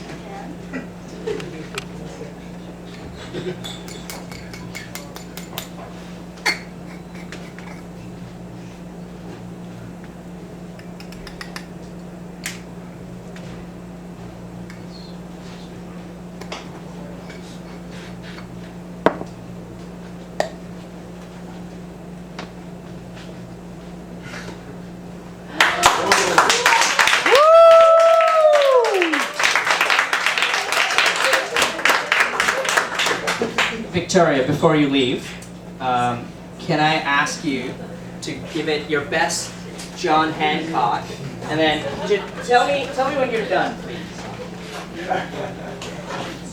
And show it to the rest of the audience as well.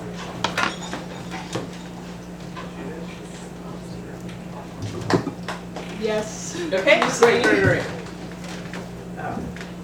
Thank you, Victoria. I want to thank you. You can take your seat. Woo! Yeah! Before I began the set, I told you this entire show is going to be about control and exploring the idea of control. And I will do as promised because, you see, this was supposed to be an act where I would just improvise this card trick, and for the most part I did. But the problem is, because the medium is cards, it's something that I've learned since I was a little kid and I've been doing since I was a little kid. Unfortunately, I am always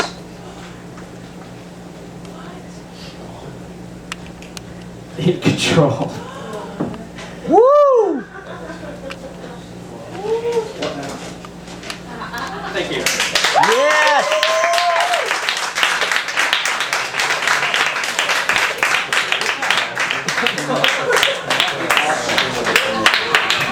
Oh my God, amazing. Real magic, everybody. Annanya, George.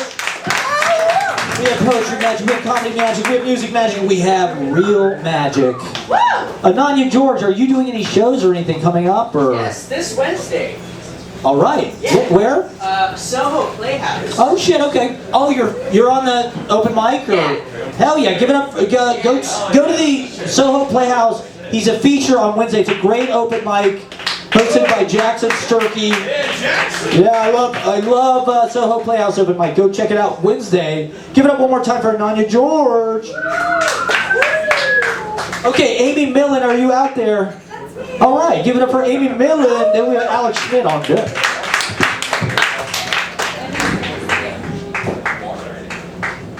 Okay, 2 drink minimum. Let's keep the party flowing, everybody.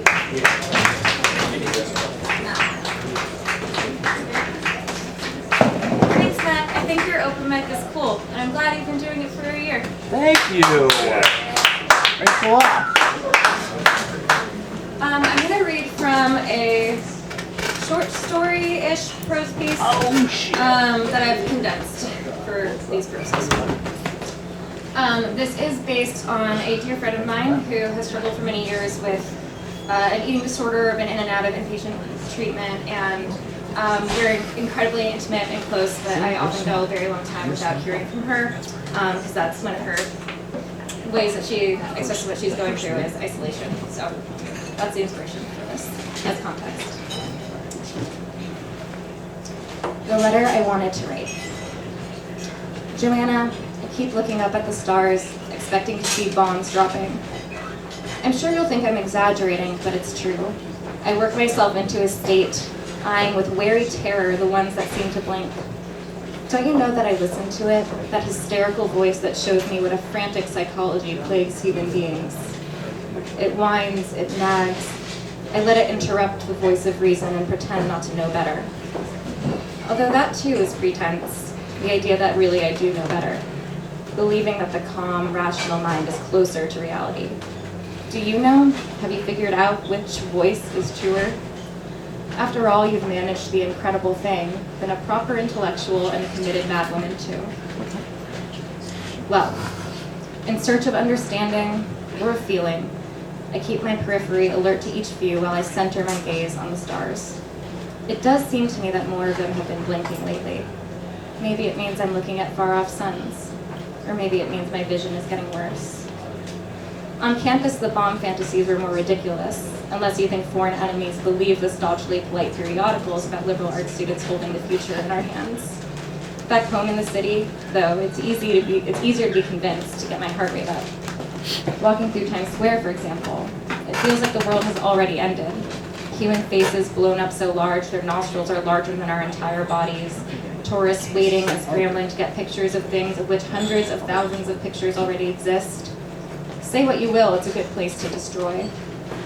Joanna, are you home? Are you here for the summer? Or did you stay on campus? Are you back in residential treatment?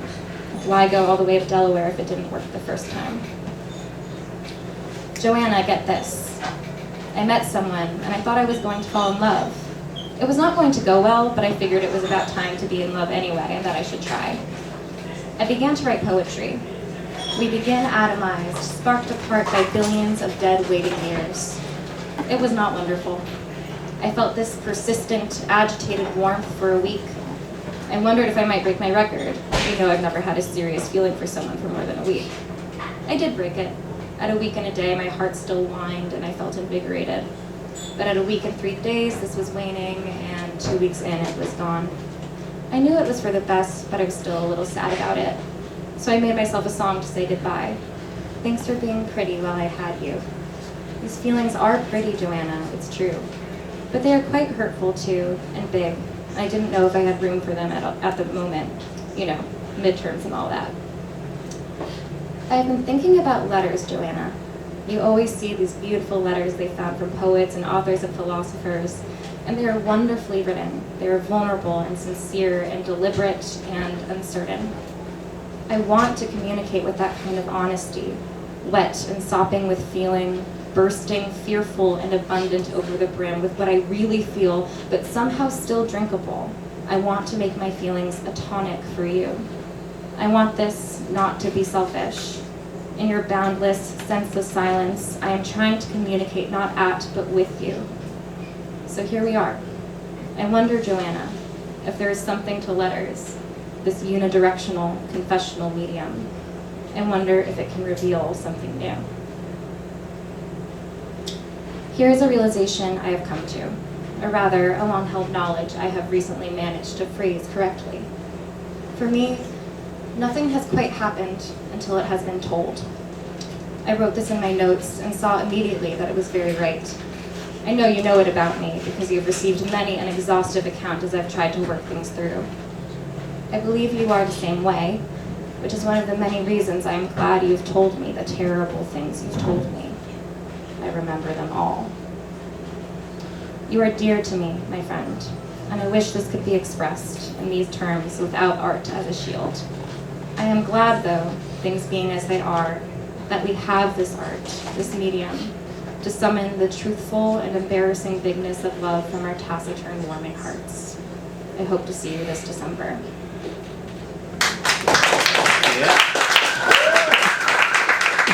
Thanks for listening. And I also, can I talk about an event? Yeah. Yeah, I'm doing an event this Saturday at my apartment. It's called Palimpsest. Here's a poster. And it's going to be like an all-day thing in East Williamsburg. There's going to be live nude figure drawing, a yoga flow, performance art, poetry, an open mic, all in an apartment. I think it's going to be really fun, and it's to raise funds for a grassroots retreat for artists, writers, bohemians, whoever, that I'm starting this winter out of my friend's house in Pennsylvania, which also if you're interested in that, that's cool. It's Swift Waters Collective on Instagram. Woo! Give it up for Amy Milin, spreading going to Pennsylvania artist residency. Sounds pretty good to me.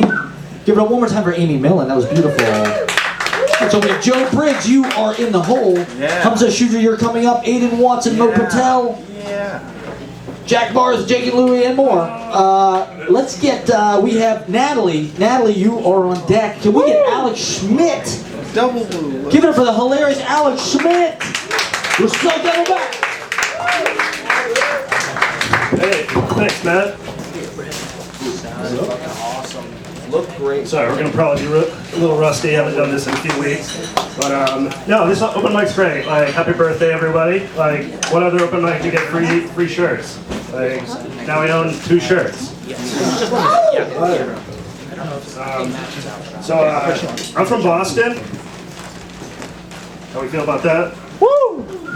Now, it's like pretty simple. Like, so like sometimes people ask me like, okay, what do you need to do to kind of fit in like in Boston? And it's really easy. As soon as you get off the at the airport in Logan, go straight to the liquor store. That's it.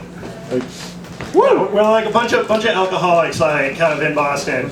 I've been coming to this like mic for a few months, and it wasn't until tonight I realized there was a 2-drink minimum.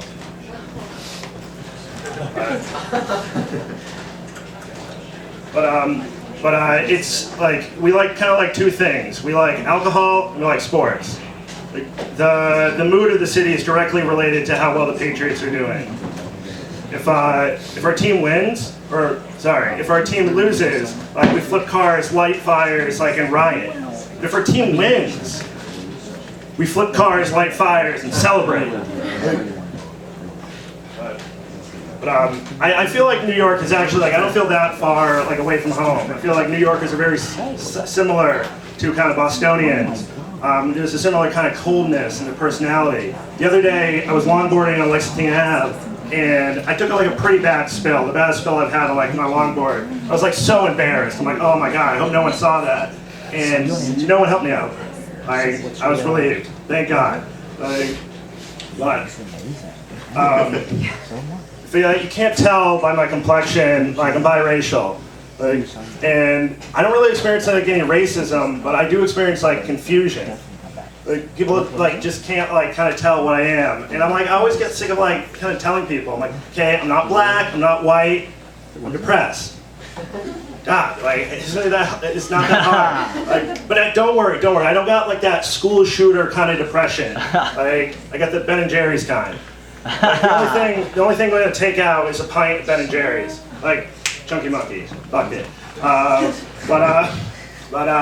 Yeah, I just like kind of a hard time because like telling people, just kind of it's like when you're fine, you tell people you're fine, but when you're not fine, you also tell people you're fine. So yeah. What else we want? But I do got other problems. So my roommate like just started like dating, and we got thin walls. You see my concern. Alright, and it's like, I mean, I'm always kind of worried I'm going to walk in on them. Because, I mean, you don't really, like, announce, like, when you're going to have sex. And things aren't just starting to heat up, and you're like, hold on, let me make a call real quick. Like, hey, take your time coming home. Like, I think we're about to fuck. Like, geez, thank you for letting me know, Dad. But, like, her boyfriend was, like, over the other day, and things were kind of like fine. Later that night, we're all just kind of chilling in our rooms. So I figured I had kind of like time to rub one out. And I'm not gonna get too graphic, but like based on the sounds in the video I was watching, I mean this girl was getting it like super loud. Like, but then I realized my headphones were on mute.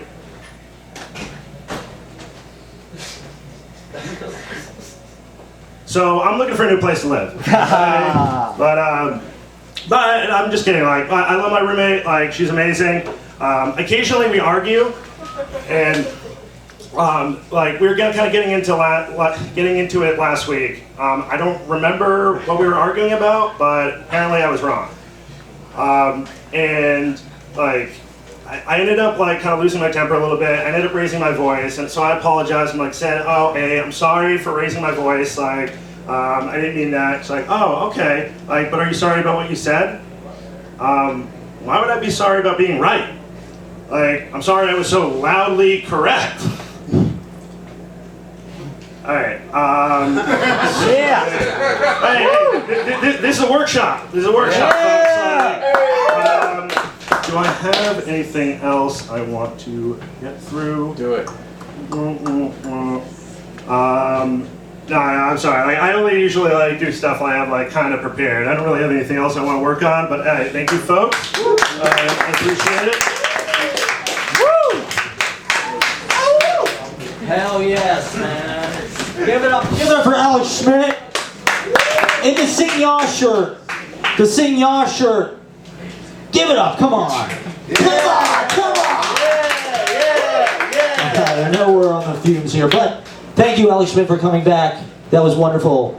And talking about your roommate very directly. I think that's what the open mic is about, is just getting your personal issues all in public. That's what it's all about. But we love it. And this next, so we have Joe Briggs on deck, Hamza Choudhury. Yeah. You're in the whole, can we give it up?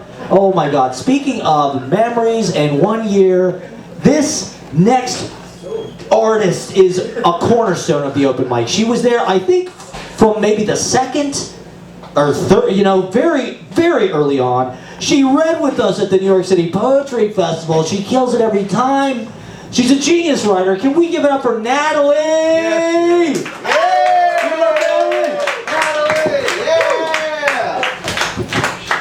I'm Schmidt's roommate, so that was cool.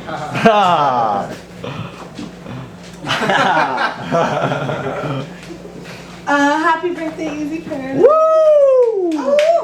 I'm gonna read a new poem and then I'm gonna read a old poem. Yeah. Also, more stripper poetry. Stripper poetry, stripper poetry.